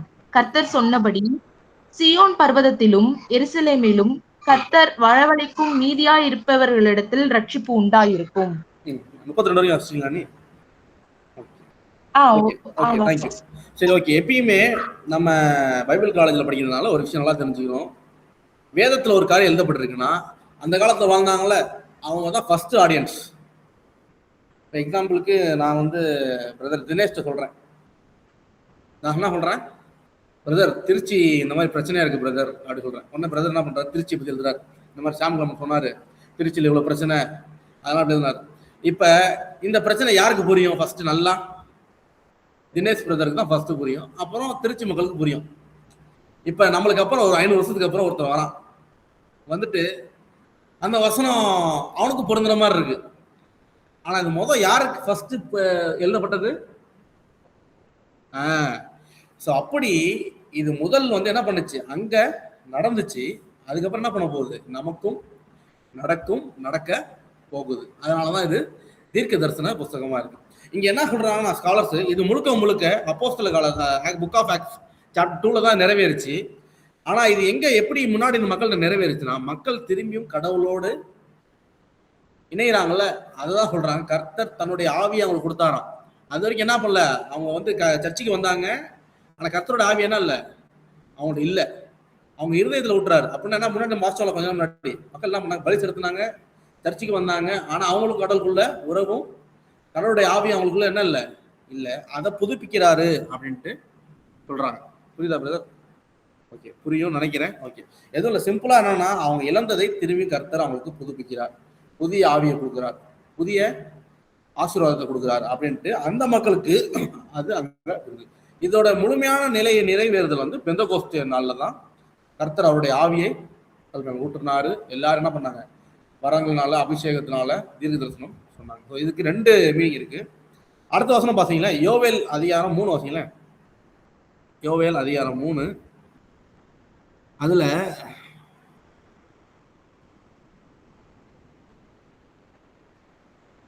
வசனம் 4-6 வாசிங்களா. 4-6 இல்லை 1-6 கூட வாசிங்கன்னா நல்லா தான் இருக்கும். 4-6 வாசிங்களா.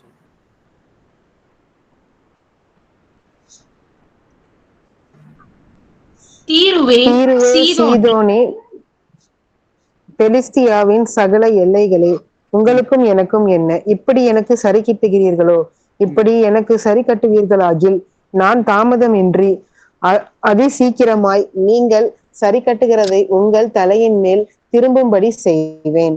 நீங்கள் என் வெள்ளியையும் என் பொன்னையும் எடுத்து இன்பமும் உச்சிதமுமான என் பொருள்களை உங்கள் கோவில்களிலே கொண்டு போய் யூதாவின் குமாரரையும் எருசலேமின் குமாரரையும் அவர்களுடைய எல்லைகளுக்கு தூரமாக்கும்படிக்கு கிரேக்கரிடத்தில் விற்று போட்டீர்கள்.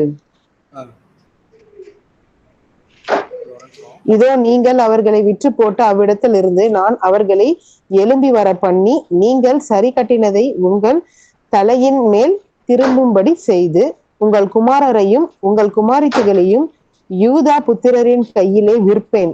இவர்கள் அவர்களை தூர தேசத்தராகிய சபையரிடத்தில் விற்று போடுவார்கள். கர்த்தர் இதை சொன்னார். ஓகே, இங்க என்ன போட்டிருக்குன்னா, வசனம் 1-6 வாசினா அதுல இன்னும் கொஞ்சம் தெளிவா போட்டிருக்கோம். சரி, நம்ம இதை மட்டும் பார்ப்போம்.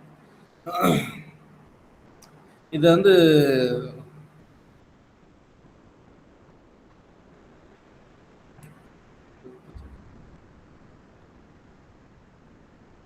சரி, ஓகே. இங்க என்னன்னா கர்த்தர் என்ன சொல்றாரு, தீரு சீதோன் அப்புறம் அந்த மக்களுக்கு என்ன சொல்றாரு, நியாயம் தீர்ப்பாரு. இதை வந்து நம்மளுடைய காலங்களில் நிறைய பிரசங்கங்கள் கேட்டிருப்பீங்க. இது வந்து இது அங்கேயும் பொருந்தும், இது நம்மளுக்கு பொருந்தும். தீர்க்க தரிசனம் சொல்லப்பட்டது அப்படின்னு சொல்லுவாங்க. பின்னாடி என்ன பண்ணுவாங்கன்னா, நம்ம என்ன பண்ணுவாரு, கர்த்தர் டே ஆஃப் த லார்ட்னாங்களா, கர்த்தருடைய வருகைக்கு இது பொருந்தது. கர்த்தர் என்ன பண்றாரு, தேசங்களை நியாய தீர்க்க போறாரு, யூதாவை மீட்க போறாரு, அதுக்காக அந்த வசனம் எழுதப்பட்டிருக்கு அப்படின்னு நினைப்பாங்க. அப்படியே யோவேல் அதிகாரம் 1:3 வசனம் 1-3 வாசிங்களா. 1-3 வாசிங்க, நானே வாசிக்கிறேன். இதோ யூதாவுக்கும் எருசலேமுக்கும் உண்டாயிருக்கிற சிறை இருப்பை நான் திரும்பும் நாட்களில் அக்காலத்திலும் நான் சகல ஜாதியாரையும் கூட்டி யோசபாத்தின் பள்ளத்தாக்கிலே அவர்கள் இறங்கி போக பண்ணி அவர்கள் என் ஜனத்தையும் இஸ்ரவேலின் என் சுதந்திரத்தையும் புறஜாதிகளுக்குள்ளே சிதறடித்து என் தேசத்தை பங்கிட்டு கொண்டு நிமித்தமும் அவர்கள் என் ஜனத்தின் பேரில் சீட்டு போட்டு முதல்ல என்ன பண்றாங்க, சிறதடிக்கிறாங்க, பங்கிட்டு கொடுக்குறாங்க. அடுத்து என்ன பண்றாங்க, அவர்கள் ஜனத்தின் பேரில் சீட்டு போட்டு ஆண் குழந்தைகளை வேசி பணயமாக கொடுத்து மதுபானம் பண்ணும்படி பெண் குழந்தைகளை திராட்சரசத்துக்கு கிரயமாக கொடுத்தது நிமித்தமும் அங்கே அவர்களோடு வழக்காடுவேன். ஸோ இவங்க என்னென்ன பண்றாங்க பாருங்களேன். இந்த தீரு சீதோன் அப்புறம் இந்த பெலிஸ்தியர்கள் என்ன பண்றாங்கன்னா, இதுக்கு அப்புறம் தான் 4ஆம் நூற்றாண்டு என்ன பண்றாங்கன்னா, கர்த்தருடைய ஜனங்களை சிதறடிக்கிறாங்க. ரெண்டாவது, கர்த்தருடைய ஜனங்கள் மேல என்ன பண்றாரு, அவரோட பிள்ளைங்க மேல சீட்டு போடுறாங்க. சீட்டு போட்டு விளையாடுவாங்கல்ல, சீட்டு போட்டு இவனுக்கு விழுந்தா அவன் எடுத்துக்குவான் அப்படின்ட்டு என்ன பண்றாங்க, சீட்டு போட்டு விளையாடுறாங்க. மூணாவது, அந்த அவங்க சின்ன பசங்க என்ன பண்றாங்கன்னா விபச்சாரத்துக்கு என்ன பண்றாங்க, மாத்திக்கிறாங்க, வாங்கிக்கிறாங்க, கொள்கிறாங்க. அதே போல அவங்களோட பிள்ளைகள் இருக்காங்களா, யூத பிள்ளைகள் இருக்காங்களா, அவங்க வந்து மதுபானத்துக்கு பதிலா கிரயமா என்னோட பொண்ணு எடுத்துக்கோங்க, என்ன பண்ணுங்க, இந்த யூத பொண்ணை கொடுத்துட்டு அவங்க மதுபானம் வாங்கிக்குவாங்களாம், யூத பையனை கொடுத்துட்டு விபச்சாரியை வாங்கிக்குவாங்களாம். இப்படி இந்த யூத மக்கள் என்ன பண்ணாங்க, கிட்டத்தட்ட ஹியூமன் ஸ்லேவ்னு சொல்லுவாங்க, மனுஷனை வித்து வாங்குற காலத்துல ஹியூமன் டிராபிகிங் சொல்லுவாங்க. இதை மனுஷனை வித்து வாங்கினதை இந்த தீரு சீதோன் பெலிஸ்தியர் என்ன பண்ணாங்க, யூதர்களை வித்து என்ன பண்ணாங்க, யூதர்களை வித்து அவங்க பொருளை வாங்கிக்கிட்டாங்க. யூதர் சிறு பிள்ளை ஆண் பிள்ளைகளை கொடுத்து என்ன பண்ணாங்க, விபச்சாரிகளை வாங்கிட்டாங்க. யூத பெண் பிள்ளைகள் சின்ன பிள்ளைகளை கொடுத்து என்ன பண்ணாங்க, மதுபானங்கள் வாங்கிக்கிட்டாங்க. ஸோ இப்படி அந்த காலத்துல அந்த தீரு சீதோன் மக்கள் என்ன பண்ணியிருக்காங்க. இது வரலாற்று படி படிச்சு பார்த்தேன் நான். வரலாற்றுல இவங்க பெரிய அளவில் அதை பண்ணியிருக்காங்க. இந்த ஸ்லேவ் ட்ரேட் வந்து பெரிய ட்ரேடு பண்ணியிருக்காங்க. இப்ப இருக்க லிபனோன் தான் அவங்க. ஸோ அப்படி இந்த பெலிஸ்தியர்களும் தீரு சீதோனும் வந்து இதை பண்ணி என்ன பண்ணியிருக்காங்கன்னா பெரிய அளவில் சம்பாரிச்சிருக்காங்க. இந்த எக்கானமிக்கலா பவர்ஃபுல்லா இருக்காங்க, செம்மையா சம்பாரிச்சிருக்காங்க. இது சம்பாரிச்சு அவனுக்குள்ள பெருமை வந்துருச்சு. பெருமை வந்து இதே காரியமா பண்ணி நிறைய சம்பாரிச்சிருக்கான். சம்பாரிச்சு பெருமையால அவன் நடந்திருக்கான். இது வசனம் இன்னொரு வசனம் வாசிங்களேன், இதுக்கு ப்ரூஃப் காட்டுறேன். ஆமோஸ் அதிகாரம் 1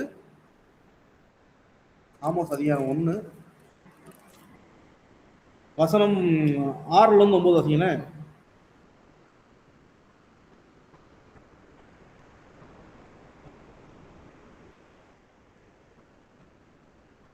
கர்த்தர் சொல்லுகிறது என்னவென்றால், காட்சாவினுடைய 3 பாதங்களின் நிமித்தமும் 4 பாதங்களின் நிமித்தமும் நான் அதன்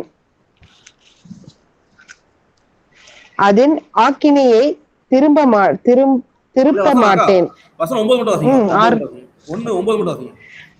மேலும் தீருவினுடைய 3 பாதங்களின் நிமித்தமும் 4 பாதங்களின் நிமித்தமும் நான் அதன் ஆக்கினையை திருப்ப மாட்டேன்.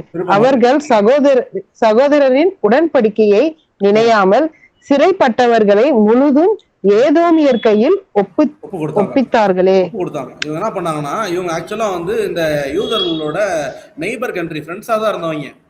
ஆனா யூதர்கள் என்ன பண்ணிருக்காங்க பின்னாடி, அந்த காலத்துல வந்து பைபிள் இல்லாம இந்த மக்களுக்கு சில மாரல் வேல்யூஸ் இருக்கும்.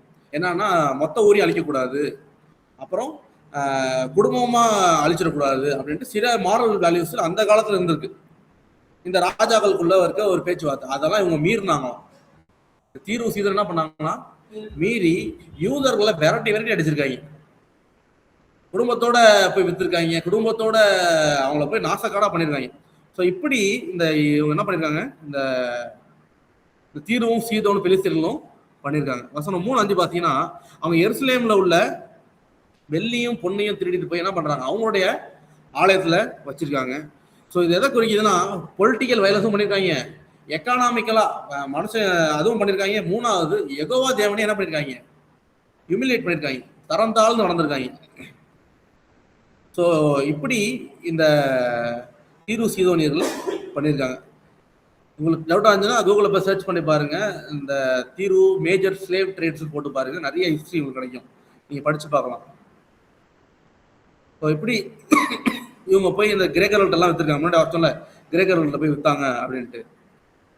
அவங்க எப்படி போய் வித்துருக்காங்க வாசிங்களேன். அவங்க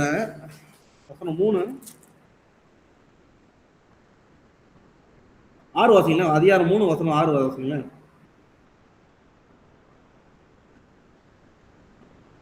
யூதாவின் குமாரரையும் எருசலேமின் குமாரரையும் அவர்களுடைய எல்லைகளுக்கு தூரமாக்கும்படி கிரேக்கரிடத்தில் விற்று போட்டார்கள்.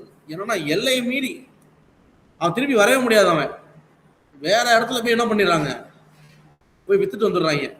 திரும்பி அவன் என்ன நினைச்சாலும் யூதாக்கு வர முடியாது. ஸோ அப்படிப்பட்ட கொடிய காரியங்களை இவங்க பண்ணியிருக்காங்க, இவங்க காசாவும் தீருவும்.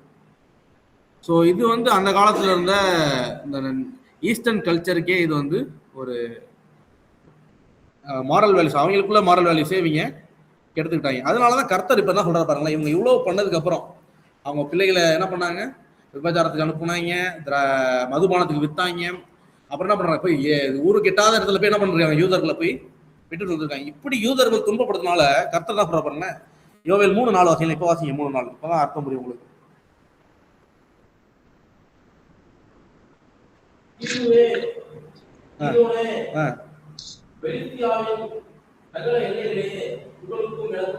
முதல் என்ன கேக்குறாரு, உங்களுக்கும் எனக்கு என்னப்பா, பெலிஸ்தியரே சீரியரே என்னது தீருவே, உங்களுக்கு எனக்கு என்ன, நீ நான் ஏதாவது ஒரு தப்பு பண்ணேன்னா did I wrong to you அப்படி கேக்குறாரு. அடுத்தது என்ன கேக்குற பாருங்க, நீங்க எனக்கு சர்காஸ்டிக்கா பேசுறாரு கடவுள். என்ன பண்றாரு, சர்காஸ்டிக்கா சொல்றாரு, இப்படி எனக்கு நீ சரி கட்டிட முடியுமா, நீ இவ்வளவு பண்ணி என்ன இது பண்ணிட முடியுமா, நான் விட்டுருவேனா அப்படி கேட்க. அடுத்த வாசிங்களே,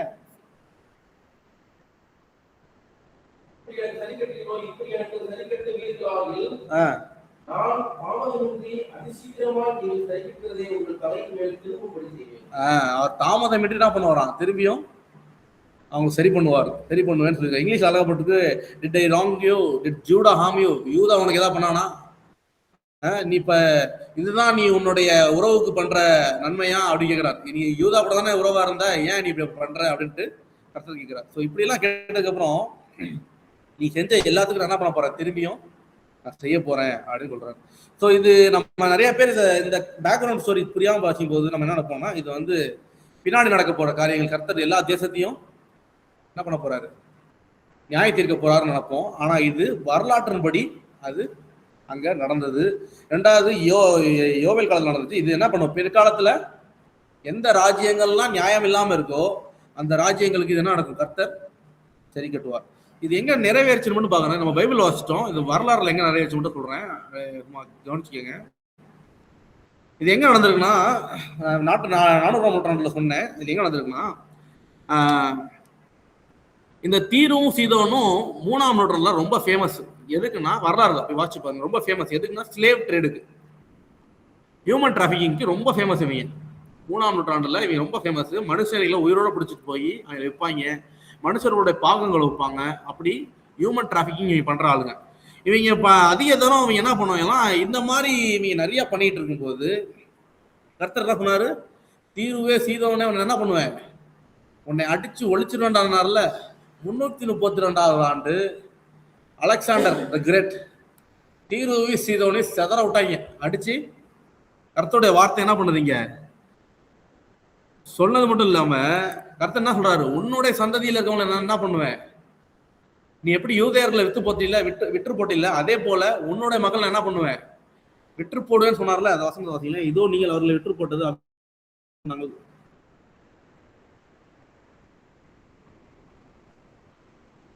8 வாசிக்கலாம், 3:8 வாசிங்க. நானே வாசிக்கிறேன். உங்கள் குமாரனையும் உங்கள் குமாரத்தையும் யூத புத்திரன் கையில் விற்பேன், இவர்கள் அவர்களை தூர தேசத்துக்கு சபையோரிடத்தில் விற்று போடுவார்கள். கர்த்தர் சொன்னார். திரும்பி சொல்றாரு, நீ எப்படி யூதர்களோட வித்தில்ல, இப்ப நான் என்ன பண்ண போறேன், உன் குமாரர்களையும் என்ன பண்ண போறேன், விற்க போறேன் அப்படின்னு சொல்றாரு. இது எங்க நடக்குதுன்னா, அலெக்சாண்டர் த கிரேட் தீரு சீதோன் மக்களை அடிமைத்தனம் பண்ணி அவங்களை வித்தார், நிறைய சம்பாதிச்சார் அது மூலியமா. இது வரலாறு சொல்லுது. He sold thousands of people into slavery. யாரு, அலெக்சாண்டர் த கிரேட். 1000க்கும் மேல எண்ணிக்கை இல்லாத தீரு சீதோன் மக்கள் என்ன பண்ணாராம், யூதர்கள் பண்ணதை தீரு சீதர்கள் பண்ணதுக்கு நடந்துச்சு. கர்த்தர் சொன்ன வார்த்தை.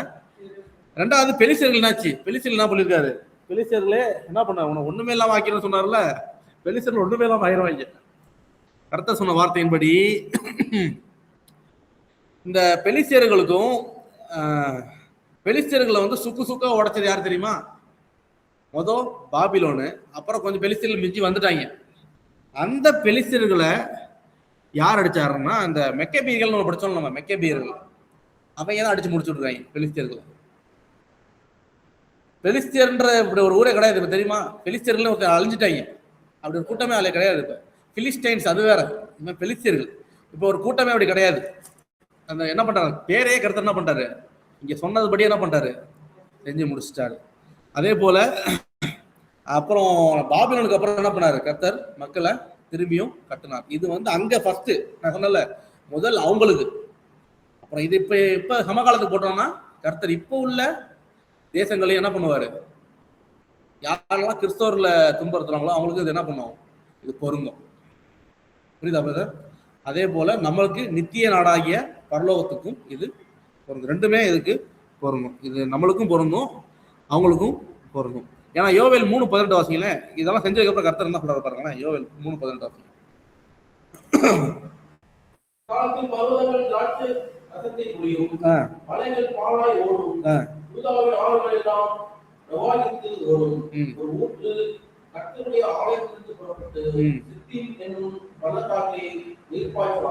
இதெல்லாம் பார்த்தா அவங்களுக்கு என்ன இருக்கு, அங்க நடக்கிற மாதிரியா இருக்கு. இதெல்லாம் கர்த்தர் தான் சொல்றாரு, ஆசீர்வாதமா சொல்றாரு. இதெல்லாம் பாத்தீங்கன்னா அப்படியே நம்ம இப்ப வெளிப்படத்துல சொல்லுவாரு, அப்படியே பாலும் தேனும் ஓடுகிற தேசத்துக்கு கூட்டு போவேன், அந்த ஆலயத்துல என்ன பண்ணுவோம், ஆறுகள் ஓடும் அப்படி சொல்றாருல்ல. இதெல்லாம் நமக்கும் பொருந்தும். இது அவங்களுக்கு அங்க பொருந்துச்சு, இது நமக்கு என்ன சொல்றாரு, இந்த மாதிரி நான் என்ன பண்ண இந்த காரியங்கள்லாம் முடிஞ்சதுக்கு அப்புறம் இந்த தேசங்களை நியாயத்திற்கு அப்புறம் என்ன பண்றாரு, நம்மள பரலோகத்துக்கு கூட்டிட்டு போவார். இது அதற்கும் பொருது. ஏன்னா அக்காலத்தை பருவத்துல இருந்து திராட்சை ரசம் பொழியுமா. இதை இந்த வசனத்தை நல்லா பாசிச்சின்னு வச்சுங்களேன். மக்கள்கிட்ட இருந்து என்னென்னத்தெல்லாம் புடுங்கினாரோ நல்லா கவனிங்க. ஃபர்ஸ்ட் என்ன பண்ணாரு, திராட்சை ரசம் அழிச்சிடுவாரு, விவசாயத்தை அழிச்சிடுவாரு, நிலத்தை அழிச்சிடுவாரு. இப்ப கர்த்தர் என்ன சொல்ல வர்றாரு, இனிமே உன்னுடைய ஆசீர்வாதங்களும் உன்னுடைய நிலங்களும் அதுல வர பிரயாசமும் அதுல இருந்து கிடையாது. யார்கிட்ட வந்து சொல்றாரு பாருங்களேன், என் பரிசுத்த பர்வதமாகிய சீயோனின் வாசமா இருக்கிற நான் உங்கள் தேவனாய கர்த்தர் என்று அப்பொழுது அறிந்து கொள்வீர்கள். அப்பொழுது எருசலேமில் பரிசுத்தமா இருக்கும், அந்நியர் இனி அதை நம்ப மாட்டாங்க. அக்காலத்திலே பர்வதங்களில் திராட்சை ரசம் பொழியுமா. பர்வதத்துல என்ன பண்ணுமா, திராட்சை செடியில இருந்து திராட்சை பழம் வராதான், பர்வதத்துல இருந்து என்ன பண்ணுமா, திராட்சை ரசம் பொழியும். முன்னாடி என்ன நடந்துச்சிங்க, திராட்சை ரசத்தை என்ன பண்ணாரு, அழிச்சு போட்டாரு. எதுக்கு இன்னைக்கு என்ன சொல்ல வர்றாரு, நீ எதை சோசம் நினைச்சிட்டு இருந்தியோ அது சோஸ் கிடையாது, வேற இடத்துல இது வரைக்கும் மரத்துல இருந்து பார்த்துட்டு இருந்தீங்கல்ல பழம், மரம் என்ன பரத்துல இருந்து வராது, பர்வதத்துல இருந்து ஜூஸே வரப்போகுது. என்ன சொல்றாரு, the real source is God. அதான் சொல்ல வர்றாரு, உன்னுடைய பிரயாசம் கிடையாது. அடுத்த என்ன சொல்ற பாருங்களேன், மலை பாலாய் ஓடுமா. மலையில இருந்து தான் பால் வரப்போகுது. இனிமே மாடு என்ன பண்ண போறது இல்லை, உங்க மாடு பால் தராது, மலையில இருந்து பால் ஓட போகுது. யூதாவின் ஆறுகள் எல்லாம் பிரவாகித்து ஓடும். ஒரு ஊற்று கர்த்தருடைய ஆலயத்திலிருந்து புறப்பட்டு, ஊற்று எங்க இருந்து வருது, ஊற்று எங்க இருந்து வருது, கர்த்தருடைய ஆலயத்துல இருந்து. இது வரைக்கும் அவனுக்கு ஊற்று எங்க இருந்து வந்துச்சு, நிலத்துல ஓடிட்டு இருந்துச்சு, திராட்சை செடி பழம் கொடுத்துட்டு இருந்துச்சு, பால் மாடு கொடுத்துட்டு இருந்துச்சு.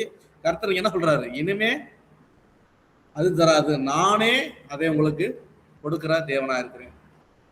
ஃபர்ஸ்ட் பண்ணாங்கல்ல, அது அப்படியே ரிவர்ஸ் பண்றாரு, புரிய வைக்கிறார். இது நமக்கும் பொருந்தும். ஸோ இந்த புஸ்தகத்தை நம்ம மூணா பிரிக்கலாம்னு என்ன சொன்னேன். மொதல் தண்டிக்கிறாரு, ரெண்டாவது ஆவியை கொடுக்குறாரு, மூணாவது நியாய தீர்ப்பு இருக்கு, நாலாவது நடக்குது டே ஆஃப் த லார்ட். நாலாவது என்ன பண்றாரு, அவங்க என்ன பண்றாரு, இழந்ததை புதுப்பிக்கிறாரு. ரசம் ஓடுது, திராட்சை ரசம் ஓடுது, பால் எல்லாம் ஓடுதுல்ல, இது அப்படியே இயேசுவோட ஒப்பனை ஆச்சு பாருங்க. இயேசு நாம் அடைய வேண்டிய தண்டனையை அவர் என்ன பண்ணாரு, சிலுவையில ஏற்றுக்கொண்டார். அடைந்ததுக்கு அப்புறம் இயேசு நமக்கு ஆவியானவர் கொடுத்தார், ஹோலி ஸ்பிரிட். கிறிஸ்து போனதுக்கு அப்புறம் யார் வந்தார், பரிசுத்த ஆவியானவர் வந்தார். பரிசுத்த ஆவியானவர் வந்ததுக்கு அப்புறம் அடுத்த என்ன நடக்க போகுது, the final day of the Lord. கர்த்தர் திருப்பி வரப்போகிறார். இந்த புத்தகத்தோட அமைப்பு புரியுதா உங்களுக்கு? ஃபர்ஸ்ட் தண்டிச்சாரு, அப்புறம் ஆவியானவர் கொடுத்தாரு, மூணாவது final day of the lord, திரும்பி அந்த நாள் மப்பும் மந்தாரமா இருக்குன்றாரு. அடுத்தது என்ன சொல்றாரு, உங்களை பாலும் தேனும் ஓடுற இடத்துக்கு கூட்டிருப்பாங்க. அது அப்படியே கிறிஸ்துவோட பாருங்களேன். கிறிஸ்து நம்முடைய பாவத்துக்காக மரிச்சாரு, ஆவியானவர் கொடுத்தாரு, மூணாவது மீண்டும் வரப்போகிறாரு, நாலாவது நம்மளை மீண்டும் பரலோகத்துக்கு கொண்டு போய் பாலும் தேனத்துக்கு கொண்டு போக போகிறார். இதை தான் தீர்க்க தரிசனமா இந்த தீர்க்கதரிசி புத்தகத்துல கொடுக்கப்பட்டது. அல்லேலூயா. ஸோ இப்படி இந்த காரியங்கள் இதற்கு கொடுக்கப்பட்டது. ஸோ அதிகாரம் 4 6 வருஷம் நான் முடிக்க போறேன். யாரும் டயர்ட் ஆயிடாதீங்க.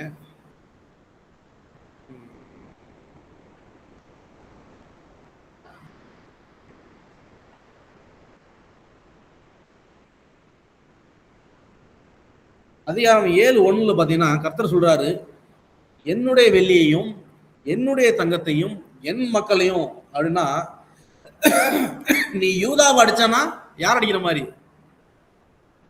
கர்த்தரையே அடிக்க மாதிரி.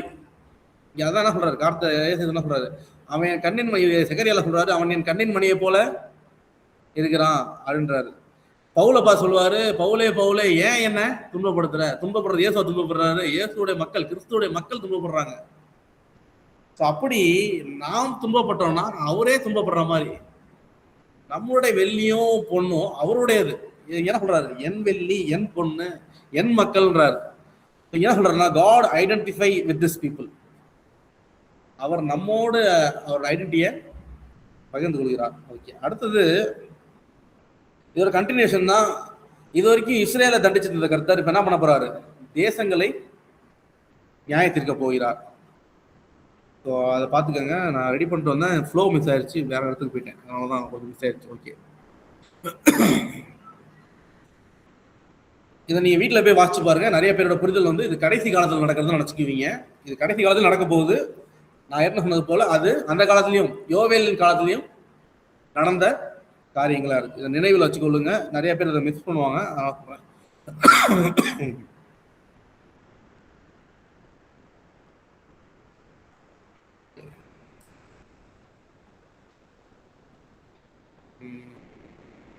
ஓகே, இப்போ வசனம் கடைசி ஒரே விஷயத்தை கூட நான் ஷேர் பண்ணி முடிச்சிருவோம்.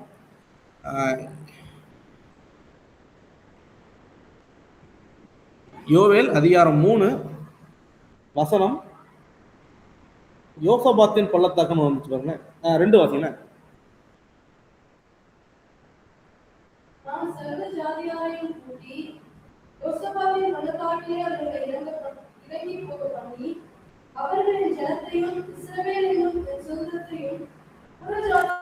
வசனம் 12 வாசிங்க.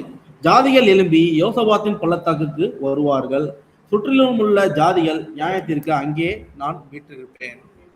என்ன சொல்றாரு கர்த்தர், ஜனங்கள் என்ன பண்ணுவாங்களாம், யோசபாத்தின் பள்ளத்தாக்குக்கு வருவாங்களாம், அங்க என்ன பண்ணுவேன், அவங்கள நியாயத்திருப்பேன். இது எதை குறிக்குதுன்னா, யோசபாத்னா ஒண்ணும் இல்ல, யாவே ஜட்ஜ், யெகோவா தேவன் நியாயாதிபதி, அதுதான் யோசபாத். யோசபாத்தின் பொருள் என்ன, எங்க இது பண்ணுவாராம், பள்ளத்தாக்குல யெகோவா நியாயாதிபதி, பள்ளத்தாக்குல என்ன பண்ணுவார், நம்மள நியாய தீர்ப்பார். யார, இந்த மொத்த தேசத்தையும், அங்க தீரு சீதோனியும், இது நமக்கு மொத்த அகில உலகத்தையும் கர்த்தர் பண்ண போறாரு. யெகோவா தேவன் இயேசு கிறிஸ்து என்ன பண்ணுவாரு, நியாயம் தீர்ப்பார். அப்படின்ற காரியத்தை நம்ம கத்துக்கணும்.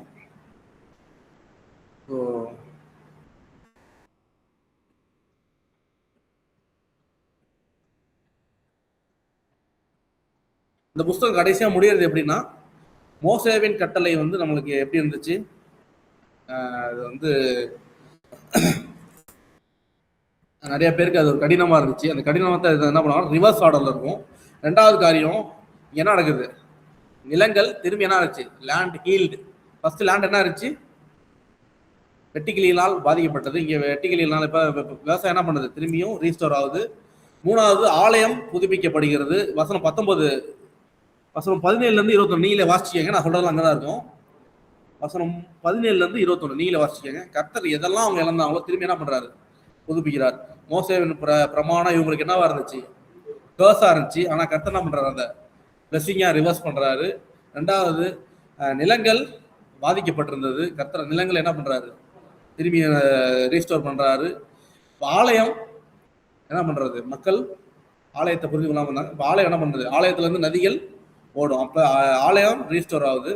இதெல்லாம் நீங்க நல்லா பாத்தீங்கன்னா new creation, final kingdom of God, இதுதான் நம்ம தெரிஞ்சுக்கணும். இந்த யோவேல் புஸ்தகத்துல இஸ்ரேலுடைய தண்டனையில் ஆரம்பிச்சு அடுத்து என்ன சொன்னேன், 4 பகுதியை பிரிச்சு என்ன சொன்னேன், இஸ்ரேலுக்கு தண்டனை, 2வது கர்த்தர் தன்னுடைய ஆவியை கொடுக்குறாரு, 3வது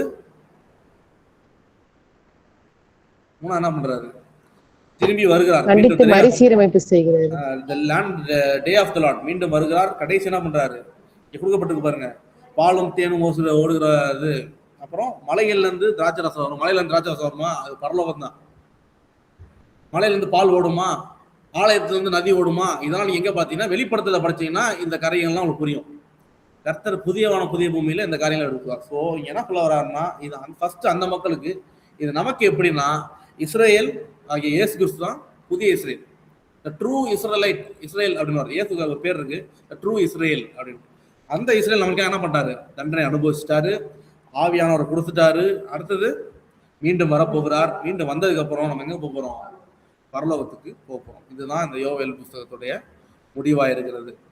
ஸோ இந்த புஸ்தகத்தை இந்த கண்ணோட்டத்தோட வாசிங்க. இதுல நிறைய மறைக்கப்பட்ட சத்தியங்கள் இருக்கு.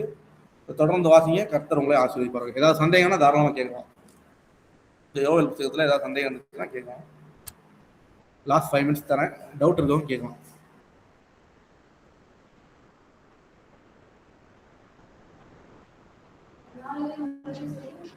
இப்ப சாம அந்த ஜனங்கள்லாம் இருதயத்துல ஆண்டவருக்கு விலகி இருந்தாங்கிறது என்ன ஆகுறது? இருதயத்துல ஆண்டவருக்கு அவங்க இருதயத்துல கர்த்தர் இல்லாம இருந்தாரு அப்படின்றதுக்கான ஏதோ ஆதாரம் இருக்கா? அது எவ்வளவு நாள் இருந்தாங்க, ஏன் அந்த மாதிரி ஆனாங்க?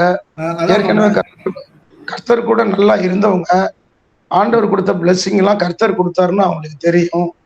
இருந்தும் அந்த பிளெஸிங் தான் அவங்க இது பண்ணிருப்பாங்களா? ஆண்டவர் விட்டு விலகிட்டாங்களா? இல்ல அங்க இருந்த எல்லா ஜனங்களும் அது மாதிரி ஆயிட்டாங்களா? இல்ல கொஞ்சம் பேர் ஆயிட்டாங்களா? மாமா ஆக்சுவலா வந்து மாமா இந்த புஸ்தகம் வந்து எழுதுற நோக்கம் மட்டும் நம்ம தெரிஞ்சுக்கணும். யோவேல் வந்து எதற்கு எழுதப்பட்டுச்சுன்னா, தியாலஜிக்கா எழுதப்பட்டது. தியாலஜி பிளஸ் ப்ராஃபட்டிக்கல் புக் இது. இந்த புஸ்தகம் வந்து எழுதப்பட்டதோட நோக்கம் வந்து தியாலஜி பிளஸ் ப்ராஃபட்டிக்கல் என்னது இறையியல் பிளஸ் தீர்க்க தரிசன பத்தி எழுதப்பட்ட புஸ்தகம். இதோட காலங்கள் நம்மளுக்கு சொல்லப்படலை, எந்த காலம் சொல்ல. நம்மளா யூகிச்சு கணிக்கிறது வந்து நாங்கள் சொன்னல, நம்மளே யூகிக்கிறது வந்து இந்த பெலிஸ்தியர்கள், சீதோனியர்கள், கிரேக்கர்கள், இது 2 காலத்துல தான் இருக்கணும். ஒன்று ராஜாக்களுடைய காலத்துல இருக்கணும், ராஜாக்களுடைய பேர் இங்க போடப்படலை. 2வது இது எந்த காலத்துல இருந்திருக்கலாம்னா அசரியர்கள், பாபிலோனியர்கள், அவங்களுடைய பேரும் போடப்படலை. அப்புறம் இது ஏன் வந்து இந்த 4ஆம் நூற்றாண்டுல பொருந்ததுன்னா, இவங்க வரப்போற காரியத்தை ஸ்ட்ராங்கா பேசுறாங்க. த டே ஆஃப் த லார்ட் அப்படி சொல்றாங்க. அடுத்து இந்த பரலோகத்தை பத்தி பேசுறாங்க, பாலும் தேனும் ஓடுகிற தேசமா இருக்குது. இதெல்லாம் எங்க எழுதப்பட்டதுன்னா, இந்த பாபிலோனுக்கு அப்புறம் அநேக தீர்க்கதரிசிகள் இந்த அடுத்து கர்த்தருடைய வருகைக்கு ஃபோக்கஸ் பண்ண ஆரம்பிச்சிருவாங்க. இது வரைக்கும் பாபிலோன் அழிக்க போகுது சொல்லிட்டு இருந்தவங்க, பாபிலோன் தாண்டதுக்கு அப்புறம் கர்த்தருடைய வருகைக்கு ஃபோக்கஸ் பண்ணிடுவாங்க. ஸோ அப்படி ஸ்காலர்ஸ் என்ன சொல்ல வராங்கன்னா, இந்த யோவேல் பாபிலோன் சிறைப்பிடிக்கு அப்புறம் எழுதப்பட்ட புஸ்தகம் அப்படின்ட்டு சொல்றாங்கம்மா. ஸோ அதனால நம்ம யூகிக்க தான் முடியுமே தவிர்த்து இது எக்ஸாக்டா போடலை. அதே போல இங்க உள்ள நீங்க வேதத்தில் உள்ள அங்கங்க உள்ள பிரச்சனைகளை பார்த்தீங்கன்னா கண்டுபிடிச்சிடலாம். இவங்க என்னன்னா, வெறியர்களை விழித்து அழுகுங்கள், திராட்சை ரசம் குடிக்கிற சகல ஜனங்களே அப்படின்ட்டு அவங்க என்ன பண்றாரு, ஆசீர்வாதம் கொடுத்துருக்காரு. ஆனா அவங்க என்ன பண்ணல, விழித்து இல்லாம இருக்காங்க. அப்புறம் வயல்வெளி பாலாயிற்று, இதெல்லாம் பாலாயிருச்சு அப்படி சொல்லிட்டு என்ன பண்ணுங்க நீங்க.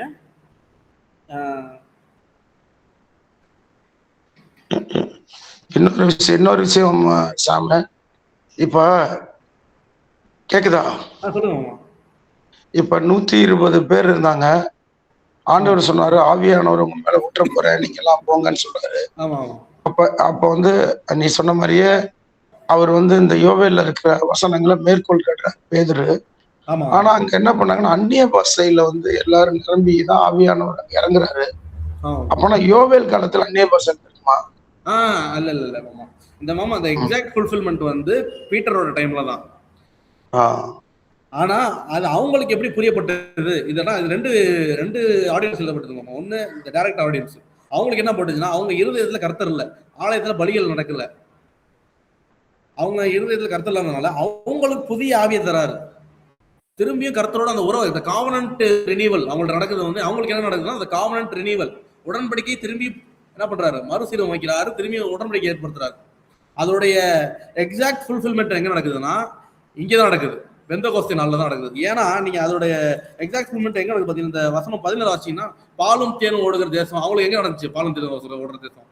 மலைகள்ல இருந்து எங்க இது திராட்சை ரசம் ஓடுச்சு, மலையில எங்க பால் ஓடுச்சு, ஆலயத்துல இருந்து எங்க நதி ஓடுச்சு, ஆலயத்துல இடிச்சு உடைச்சிட்டாங்க இல்லை, கொஞ்சம் கொஞ்சம் கட்டிட்டு இருக்க காலம்.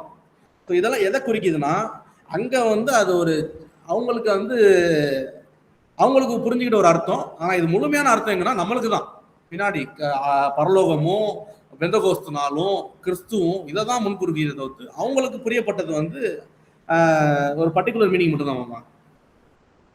இல்ல நான் ஏன் கேக்குறேன்னா, ஆவியான ஒரு புதிய ஏற்பாடுல வரும்போது அந்நிய பாஷையை பேசும்போது அது ஒரு அடையாளமா இருக்கு இல்லையா? அது மாதிரி அந்த காலங்கள்ல ஆவியானவர் அவங்களுக்குள்ள வந்துட்டாருன்றதுக்கான அடையாளம் ஏதாவது இருந்துச்சாங்க? அதை பத்தி நம்ம வேதத்துல போடலாமாமா. மேபி அதுக்கப்புறம் மக்கள் கருத்தோட இணைந்து வாழ்ந்திருப்பாங்க. ஏன்னா அதுக்கப்புறம் மல்கியா வந்துடுறாரு, அமைதியின் களமாயிருது 4 வருஷம் இருக்கு இவரோட. இந்த ஜோயலுடைய காலம் வந்து எவ்வளவு நாள், எத்தனை வருஷம்? ஸ்காலர்ஸே பைபிள்ல ஸ்காலர்ஸே சொல்லலாமாமா, எனக்கு தெரியும். இப்ப நம்ம பைபிள்ல படிக்கிறோம், ஆவியானவர் வந்து பழைய ஏற்பாடு காலங்கள்ல இருந்தே தாவீது சொல்றாரு, பரிசுத்த ஆவியானவர் எடுத்துடாதீங்கன்றாரு. சிம்சோன் மேல ஆவியானவர் இறங்குனாருன்னு போட்டிருக்கு. அதுக்கப்புறம் தானியலுக்குள்ள விசேஷித்த ஆவி இருந்துச்சுன்னு போட்டிருக்கு இல்லையா? இது எல்லாமே அதே மாதிரி எலிசபெத்துடைய கற்பத்துல ஆவியானவர் இருந்தார். இது எல்லாமே ஒரே ஆவியானவர் தானா? ஒண்ணுதான். ஏன்னா இப்ப வந்து ஆவியானவர்ன்றவரும் கம்ஃபர்டர்ன்றவரும் வேற வேறையா? எல்லாம் ஒண்ணுதான். ஆவியானவர் அவரு அந்த இடத்துக்கு வந்து கம்ஃபர்டரா இருப்பாரு, ஜென்டல் ஸ்பிரிட்டா இருப்பாரு. ஆவியானவர் ஒரு நபர் மாமா. ட்ரினிட்டியை பார்க்கும்போது கிறிஸ்து ஒரு நபர், ஆவியானவர் நபர், பிதா ஒரு நபர். அவங்க 3 பேரும் ஒரே எசன்ஸா இருக்காங்க. 3 distinct person but one essence மாமா. ஸோ புதிய ஏற்பாட்டிலையும் நம்ம ஆவியானவர் பார்க்கலாம், தெளிவா நபர்னு சொல்லியிருப்பாங்க. எங்கன்னா நம்ம அப்போஸ்தல புஸ்தகம் 5ஆம் அதிகாரத்துல வந்து இந்த 2 பேரை தண்டிப்பாங்க. அவங்க பேர் என்ன, காணிக்கை கொடுக்காம. அவங்க என்ன பேர் சொல்லுவாரு, நீங்க வந்து ஆவியானவருக்கு விரோதமா போய் சொல்லிட்டீங்க. அடுத்த வசனம் போட்டிருக்கோம், அவங்க கர்த்தருக்கு விரோதமா போய் சொன்னாங்கன்னு போட்டிருக்கு. ஆவியானவர் என்ன சொல்லப்படுது, கர்த்தர் சொல்றாங்க, கர்த்தரே ஆவியானவர். அதே மாதிரி லூக்கால பாத்தீங்கன்னா ஒரு இடத்துல வந்து இயேசு கிறிஸ்து பத்தி சொல்லும்போது இயேசு கர்த்தர்னு சொல்லுவாங்க. அந்த வசனம் கூட ஒரு ரெஃபரன்ஸ் அனுப்புறேன். ஸோ 3 நபர்கள் ஆனா ஒரே எசன்ஸ் தான். they are not different gods but one god. ஏன்னா இப்ப ஜாகிர் நாய்க்கு மாதிரி ஆளுங்க லட்சக்கணக்கான பேர் இருக்கிற இடத்துல என்ன சொல்றாப்புல அப்படின்னா, ஸ்பிரிட் ஆஃப் த லார்டு வேற, கம்ஃபர்டர் வேற. கம்ஃபர்டர் தான் நபிகள் நாயகம், ஸ்பிரிட் வந்து பைபிள்ல எல்லா இடத்துலயுமே இருந்திருக்கு. அதனால கம்ஃபர்டர் வந்து நபிகள் நாயகன்றாரு. அதுதான் நம்ம 28 இருக்குல்ல மாமா, பிதாசுதன் பரிசுத்த ஆவியானவர்ட்டு ட்ரினிட்டி கிளியரா இருக்கு. தப்பா இன்டர்பிரட் பண்றாங்க லட்சக்கணக்கான பேருக்கு முன்னாடி.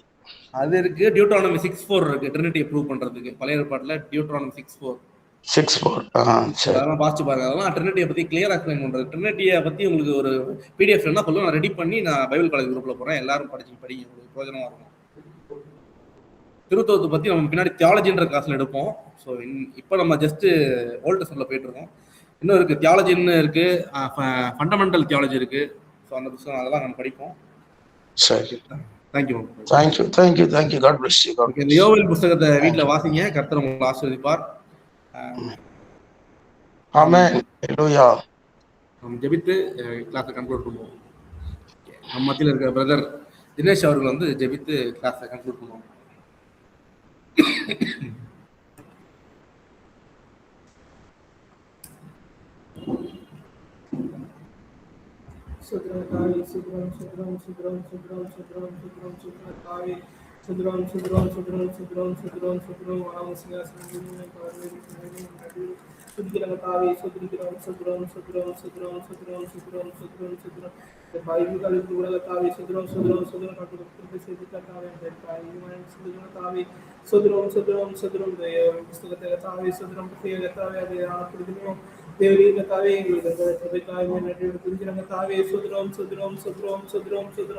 தாவே சுத்திக்கிற தாவே சுத்திரம் சமுதாயத்திற்கு தாவே சுத்திரம் தாவே மேல ஆசிரியத்திற்கு முடியாது தாவே நாங்கள் ஆவிக்குரிய விஷயத்தில் அதிகமாய் பலப்படுவோம் தாவே சுத்திரம் உங்களுக்கு தாகங்களை நாங்கள் அதிகமாக பயன்படுத்துவோம் தேவனை செய்ய முடியாது குறிக்கிற தாவே எந்த அழைப்பு காண்கிறோம் தாவே முடியாது தாவே சுதிரம் சுதிரம் சுதிரம் சுதிரம் தாவே சுதிக்கிறோம் சுதிக்கிற தாவே சுதிக்கிறோம் சுதிரம் சுதிரம் சுதிரம் தேவனை அறிகிற ஞானத்தையும் தாவே சுதி கிருபை தன்னுடையாய் நன்றி துதிக்கிற தாவே சுதிரம் சுதிரம் சுதிரம் சுதிரம் சுதிரம் தாவே சுதிரம் எழுந்த ஊழியர்கள் தாவே மேல் பண்ணுவோம் தாவே தேவனை கிருபை செய்ய நன்றி துதிக்கிற தாவே சுதிரம் இயேசு கிறிஸ்து நாமத்தில் ஜெபிக்கிறேன் சொன்னார் ஆமென் ஆமென். ஆத்மாவே கர்த்தரை ஸ்தோத்திரி.